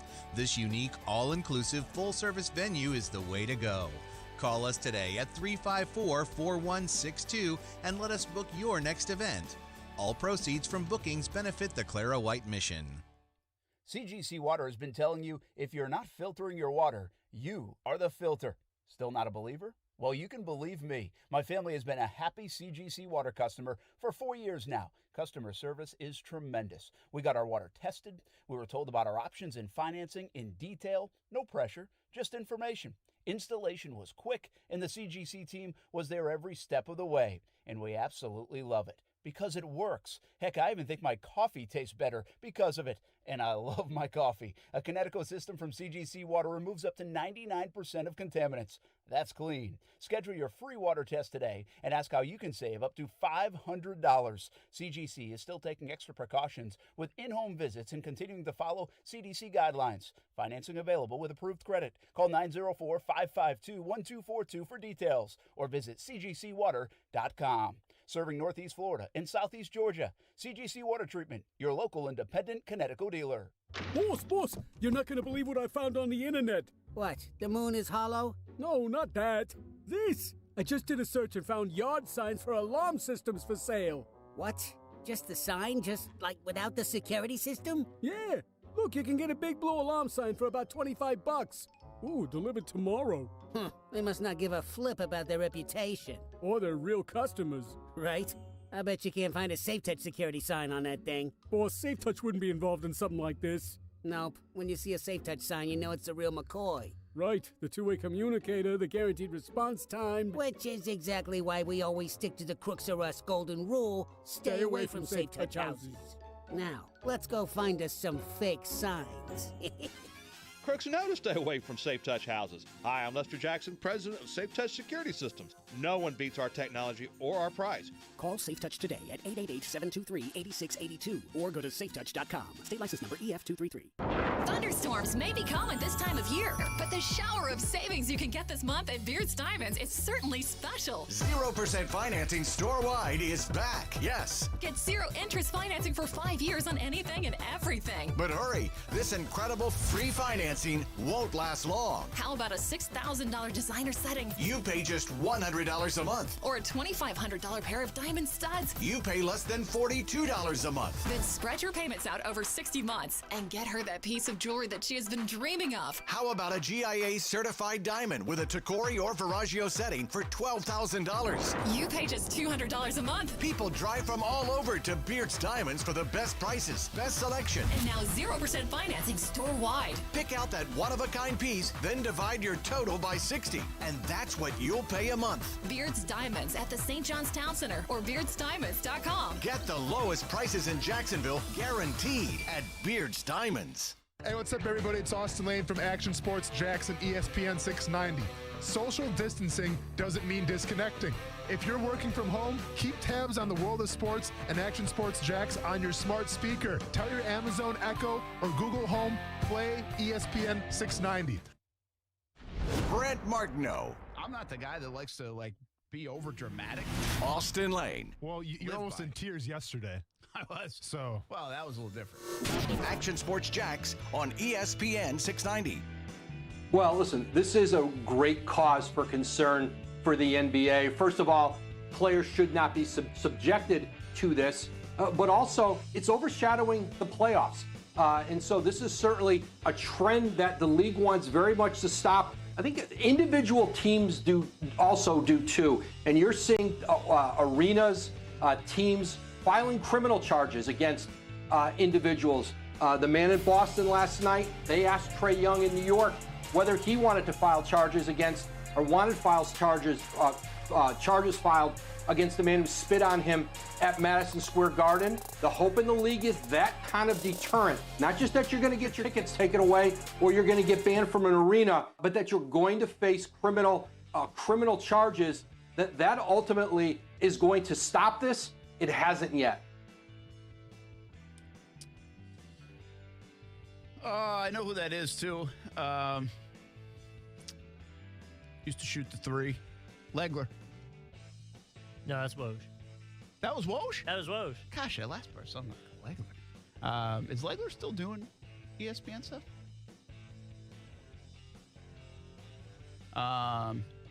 That's on the unruly fans, obviously, in the NBA. Brent Martineau, Austin had to go early. See, he's already part-time in it after the new gig. That's the way it goes. He's going to go pick up the little dude. Hope Ronan's doing well, by the way. Hope you're doing well here on a Tuesday. We'll take you up until 6 o'clock. Football at 5 is what we like to talk about at this time. Sometimes we'll mix in some other thoughts, but plenty of football to be talked about. Jaguars, Nick Sorensen, they do hire him to make it official. That started to kind of unfold Friday afternoon, and so they move fast, especially after Brian Schneider left for personal reasons. But that's a clear indication that he's not coming back, I would think, with the hiring of Sorensen, who was an assistant under Schneider in Seattle. We talked a lot about that on Friday. Hard to tell the impact or what it means, but Jags have themselves a special teams coordinator now, and now we'll see how good that phase is for the Jacksonville Jaguars in the fall. Jags back on the field this week. We'll be allowed to be at OTAs on Thursday, and we'll see what takes place. We were out there one day already. This will be our second time out. We'll get a third time next week, and then Jags minicamp, which I think will be expected to, or allowed to be there Tuesday, Wednesday, and Thursday the following week. So get a handful more times of the Jags, get to see a lot of different things and how this team is evolving heading into the summer break, and then camp starts in late July and game on. And when game is on, will the Jaguars have enough at the tight end position? Tim Tebow, not enough. He's part of the tight end position. James O'Shaughnessy as well. Manhertz as well. Tyler Davis, who they drafted a couple years ago. Where are we on the Zach Ertz front? Ertz is still a member of the Philadelphia Eagles. Going to cost him a pretty penny at almost $13 million for his contract. The latest odds on Zach Ertz and where he could end up, this is via Sportsline. The Buffalo Bills. Buffalo did move around some money with Stephon Diggs, so they created some space. So Buffalo is plus 200 to get Ertz. The Indianapolis Colts plus 300, a reunion perhaps with Carson Wentz. The Chargers plus 400, of course. They have to replace Hunter Henry. They did sign Jared Cook, getting a little long in the tooth. Seattle Seahawks, rumored to get everybody, from Julio Jones to now even Ertz. Arizona at plus 500. The Jags don't come in until plus 700, which is even with Carolina. I'm a little surprised at that. Maybe it's just because we talk so much about it and the possibility that Ertz is out there. Why hasn't Ertz landed somewhere already? Could be the June 1st time frame, because money can shift around in a bunch of different ways when you're talking about dead money, and especially with veterans. Post-June 1st trades are can be common with veterans, and especially if there's some dead money involved. So there's some technicalities which probably you should go read on if you're interested in. It would make for boring radio. But that could be one of the reasons why Ertz is still with the Philadelphia Eagles, and now could be a time between here and camp where he could get dealt. So Zach Ertz probably not out of the equation for the Jacksonville Jaguars, but I just don't know the likelihood. And it's interesting that Buffalo and Indianapolis and even the Chargers and Seahawks and Cardinals would be above the Jaguars if you look at their rosters on how to improve a room and where they would go. Of course, those teams all have high hopes in 2021. Not to say the Jags don't, but they certainly don't feel like a playoff contender and a Super Bowl contender. Ertz could make a difference on a bunch of those rosters. So that's probably why the odds makers have the veteran who could cost a bit of money and would cost draft capital. Probably why the odds makers has them going to these other teams. I got a feeling he's just not going to end up in Jacksonville, and not because of what these odds say, just because I think the Jags could have made that move already. And he's really the only tight end out there that gets people excited. And he's not really out there. You have to make a move for him. You have to give up stuff for him. They've got plenty of cap space for Ertz. Ertz seemingly still has plenty left in the tank. But it just doesn't feel like internally there's a lot of momentum for the Jaguars to make a move for Zach Ertz. It feels like there's more momentum for him to go elsewhere, or the Jags just are like, we're going to live with our tight end situation right now the way it is. I just feel like the momentum would have occurred earlier. It would have occurred in March in free agency. It would have happened maybe around draft time, especially with what the Jaguars ended up with. Obviously, the signing of Tim Tebow. You could have signed Tebow even if you had traded for Ertz anyway, if you really wanted to. Like, that didn't impact it. This isn't like the Tebow signing is going to say, oh, shut the door on Zach Ertz. That's not the case. The Jags are void of a talented pass catcher in the tight end room. That's fact. James O'Shaughnessy can do some nice things, but it's not enough. And right now they have Manhurts who can block. Great. Tyler Davis, we haven't seen much about. Tim Tebow, I'm not even thinking he gets to September on the roster. And if he does, it's not as a traditional tight end, most likely. So the Jags have, and then, of course, Luke Farrell, who they added as well.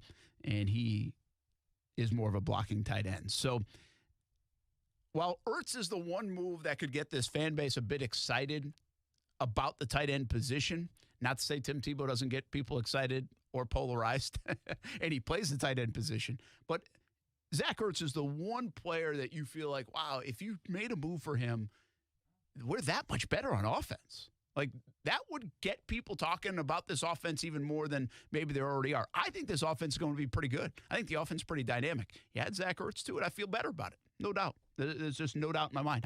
I just don't feel like the Jaguars are going there. I don't think they're going to do that. And most of it's just because I don't feel it. Like, I don't feel like the Jags making many moves until the next moves they make. Maybe there's a couple of subtle things, and I would think that would probably be more special teams related or depth chart related, and Zach Ertz isn't that. I think the next move the Jaguars make, if they make anything, would be to probably around like cut time, and that's this year. It's going to be on August 31st, so it would be right around that, and then you can go poach the waiver wire at that juncture. The one thing that floats out in my mind, and probably should in yours as well, and I guess we could just connect some dots after last week. Dave Caldwell, former Jags GM, goes to the Philadelphia Eagles, and he goes to them as a personnel executive, I believe it was. Does he like Gardner Minshew? Does he talk some people in that building about, hey, Minshew's got some quality stuff to him, and let's go get him and make him part of an Ertz deal? I don't know. I mean, I'm just throwing stuff out there, but I could see that because that's kind of the way the league works sometimes. Although I could also say, why does Dave Caldwell want to do anything with the Jacksonville Jaguars right now? You know, and how badly do they need Gardner Minshew in Philly? They got Joe Flacco backing up Jalen Hurts. So I just don't feel like Zach Ertz ending up there. Obviously, Vegas doesn't either, as the Jags are like the 7th team, according to the odds makers, about getting Ertz. That's the Jaguars' latest on the tight end position. Ertz kind of at least being talked about over the last couple of days, which is good.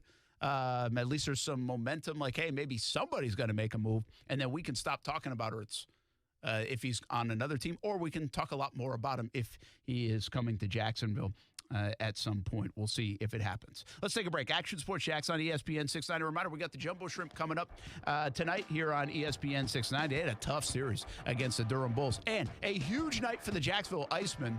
The Icemen home tonight. They need this one now. They need to win. They got to win the last few games of the season. They need other things to happen. This is it tonight. It's a monster game for the Icemen, trying to get a W if they're going to chase down Orlando in that final playoff spot.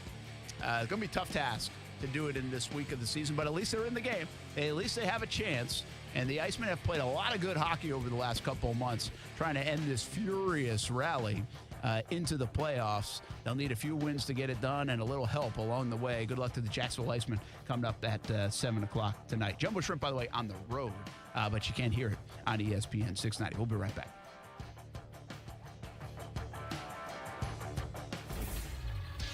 ESPN 690 Sports Center Update. Happy Tuesday. I'm Jake Mitchell. Jaguars head coach Urban Meyer and assistant coach Charlie Strong were de facto tag team partners for professional wrestling legend Chris Jericho during the AEW's pay-per-view this past Sunday. They assisted in a backstage brawl by tossing Jericho different things to use against his opponent. Remember, AEW wrestling is based right here in Jacksonville. Speaking of the Jaguars, here's Coach Urban Meyer with what the plan is for Tebow so far. I think it's one step at a time and see what happens. I think before you start having those conversations, you got to feel where he's at in the depth chart, etc.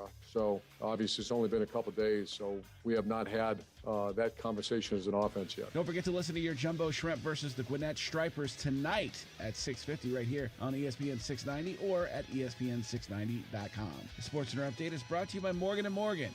Morgan & Morgan, for the people.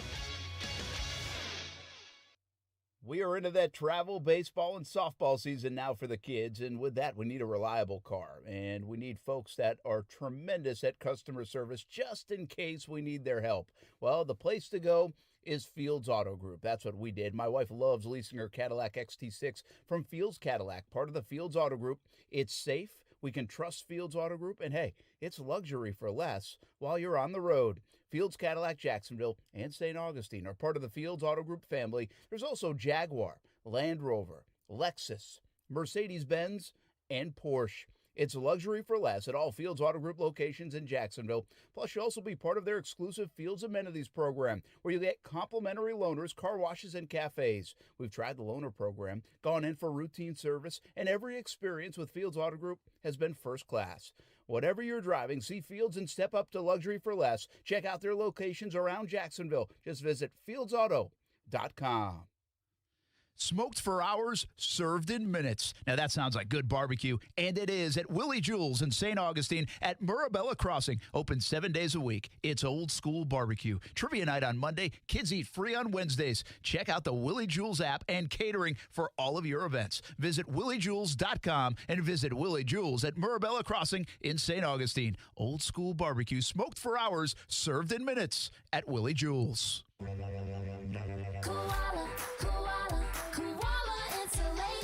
Hey, I'm Carrie. And I'm Bruce. We're the owners of Koala Insulation. Did you know that according to the Department of Energy, heating and cooling account for almost half of the home's energy use and expense? We started our insulation business because we wanted to help people save money on those energy bills and live a healthier life. Schedule a free evaluation today at koalainsulation.com. Koala Insulation. Clean, knowledgeable, and trusted. Hi, I'm Stuart Weber of Action News Jax and the honorary chair of the Jacksonville Take Steps Walk, June 5th at TIAA Bank Field. Take Steps is the largest community fundraising walk dedicated to finding a cure for Crohn's disease and ulcerative colitis. The Crohn's and Colitis Foundation Take Steps Walk will connect you with other patients and families in your community while furthering the foundation's mission to find a cure. Learn more at cctakesteps.org/Jacksonville 2021. Don't paint, don't vinyl, go Rhino Shield. Never paint your house again. Rhino Shield. Hey folks, living in Florida, we don't really worry about the seasons except for one, hurricane season. And since your home is your most important asset, protecting your home with Rhino Shield against harsh Florida weather is good for your house and it's good for your budget. As the saying goes, an ounce of prevention is worth a pound of cure. And when it comes to your house, those cracks in the walls will cost you thousands if not repaired. Rhino Shield waterproofs your home with a coating that's 13 times thicker than box store paint. It reflects 97% of harmful UV rays, has a Class A fire rating, is salt air corrosive resistant, contains the highest quality ceramics, and of course it comes in any color. Plus, with our 25-year warranty, you get a non-prorated 100% transferable warranty that guarantees against chipping, cracking, and peeling.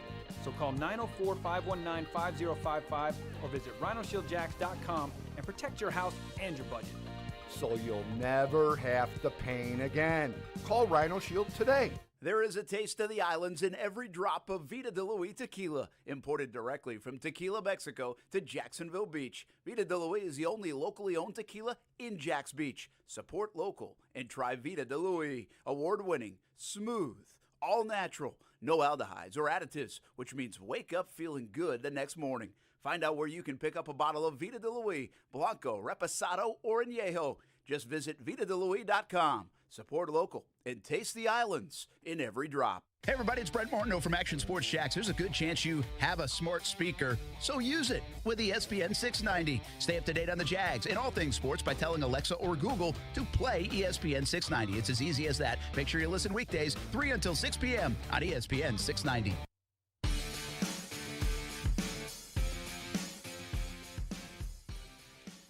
All right, so Dan Mullen signs an extension today with the Florida Gators.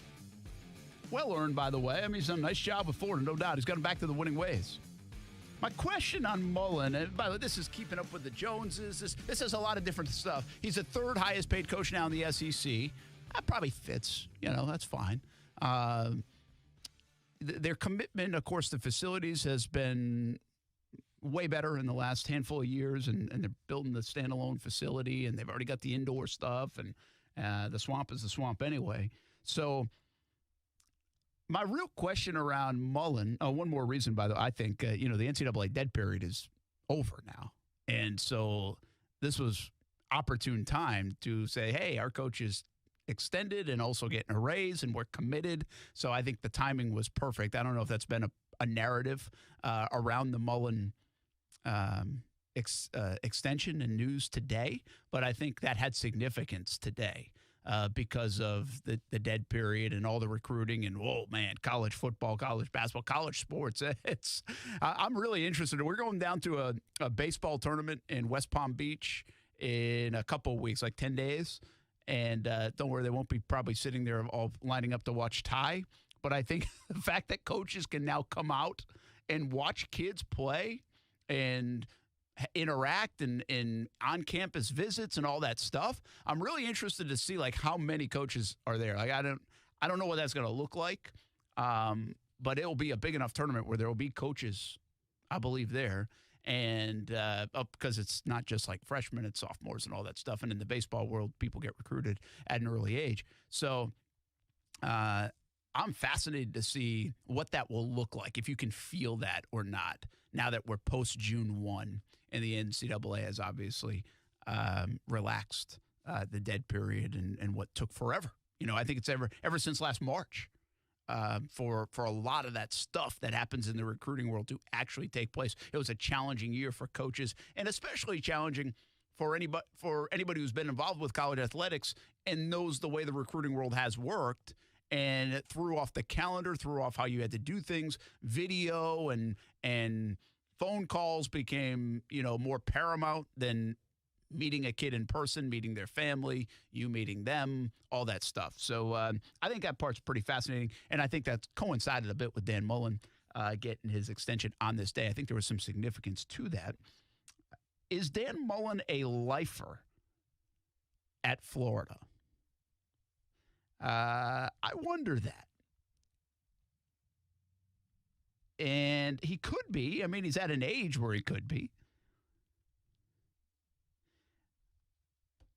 I just don't get the feel. I don't get the feel that Florida fan thinks he is.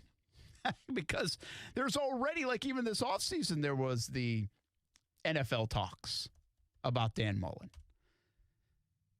But I kind of feel like he could be in Gainesville for a long, long time. I think he'll always toy with that NFL stuff, and I think a part will be negotiating and all that goes on because, hey, if you put your name out there in the NFL, you're probably going to get a raise. That's just the game agents play. I mean, he's the 5th highest paid college football coach now in the land, and 3rd highest paid in the best conference in the country. He's making $7.6 million a year. That was a significant bump, by the way. Only Saban and Orgeron are ahead of him, which means he's making more than Kirby Smart, who's quite frankly got a better resume in his few years on the job in Athens. And there's also been some muddy kind of times with Dan Mullen, and I think that will continue. He's a little quirkiness to him at times, and, how he handled some of the COVID conversations.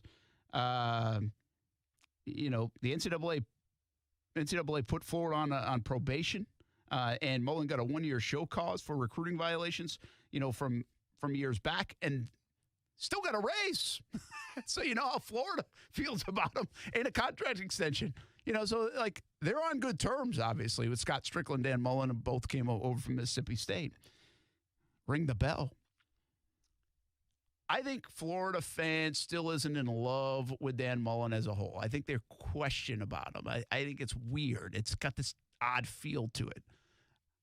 I think eventually he'll have to win big to be kind of that lifer that I say at Florida. But I also feel he doesn't have like the Urban in him, where it's going to be a shorter stint. I think he's got more Spurrier in him that could learn from where Spurrier went wrong, and that was going to the NFL.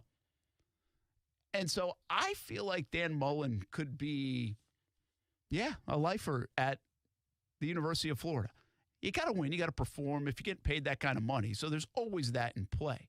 I think it'll take a lot to not win for Dan Mullen. I think the question is, will Gator fan at some point or another get fed up with not winning it all?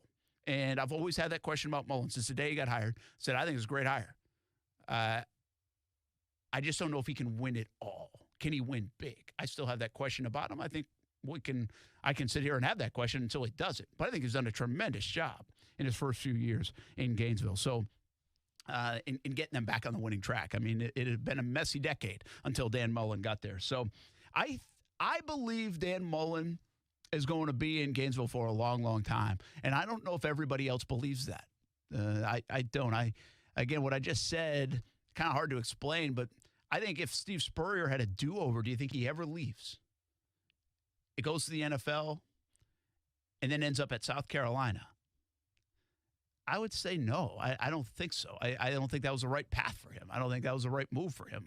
He ended up having success at South Carolina, but you can only have so much success in Columbia. And he didn't have success in the NFL. He tried it out. I don't blame him for trying it out, but he's royalty. He's gold. He's everything in Gainesville, from Heisman Trophy winner to national champion to innovator to SEC king to everything that went on in the 90s.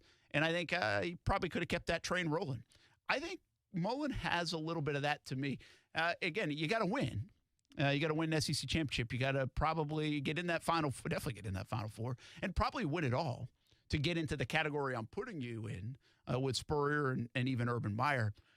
But I feel like he might be the guy that flirts with the NFL. You always go get a raise. You're doing great. You play that game. But you take a look back at what Spurrier did, and you're like, you know what? That NFL thing, it ain't all what it's cracked up to be. I got a legacy right here. Like, Dan Mullen isn't going to – his legacy from a coaching rank, he has a better chance of building one at Florida and being aligned with the Spurriers and Urban Meyers and what they did than he does going to the NFL and building a legacy. So I think I really do feel like Dan Mullen's going to be there for a long, long time, maybe to the end of his coaching career. He has a chance to do that. Got to win. Comes with the territory. But Dan Mullen at Florida, I'd plan on it for a long time to come. That's going to do it for us here on a Tuesday edition of Action Sports Jacks on ESPN 690. We'll do it again tomorrow at 3. We're going to be at Dome Hats, by the way. So come on out, say hello. You get that Dream 18 card. Best deal in town. All you got to do is visit ESPN690.com. If you do that, you get a free hat from Dome. So go buy the card. Well, you can't do it this quick. But essentially, you can buy the card, bring that card in, and get any hat you want at Dome for free. But tomorrow, you can come scout out the hats and visit us. We'll be there from 3 until 6. I'll see you on TV tonight as well. CBS 47 and Fox 30. Have a good night. Jumbo Shrimp coming up on the road from Gwinnett in just a little bit on ESPN 690. If you want new car selection, you've got it. That's because our friends at Arlington Toyota have over 700 new Toyotas for you to choose from. Plus, you get a lifetime warranty with unlimited time and unlimited miles and Arlington's worry-free 30-day exchange policy with your purchase. Arlington will even give you top dollar for your trade. Why buy used when you can be driving home in a new Toyota from Arlington Toyota today? Shop safely in person, 10939 Atlantic Boulevard, or online at arlingtontoyota.com.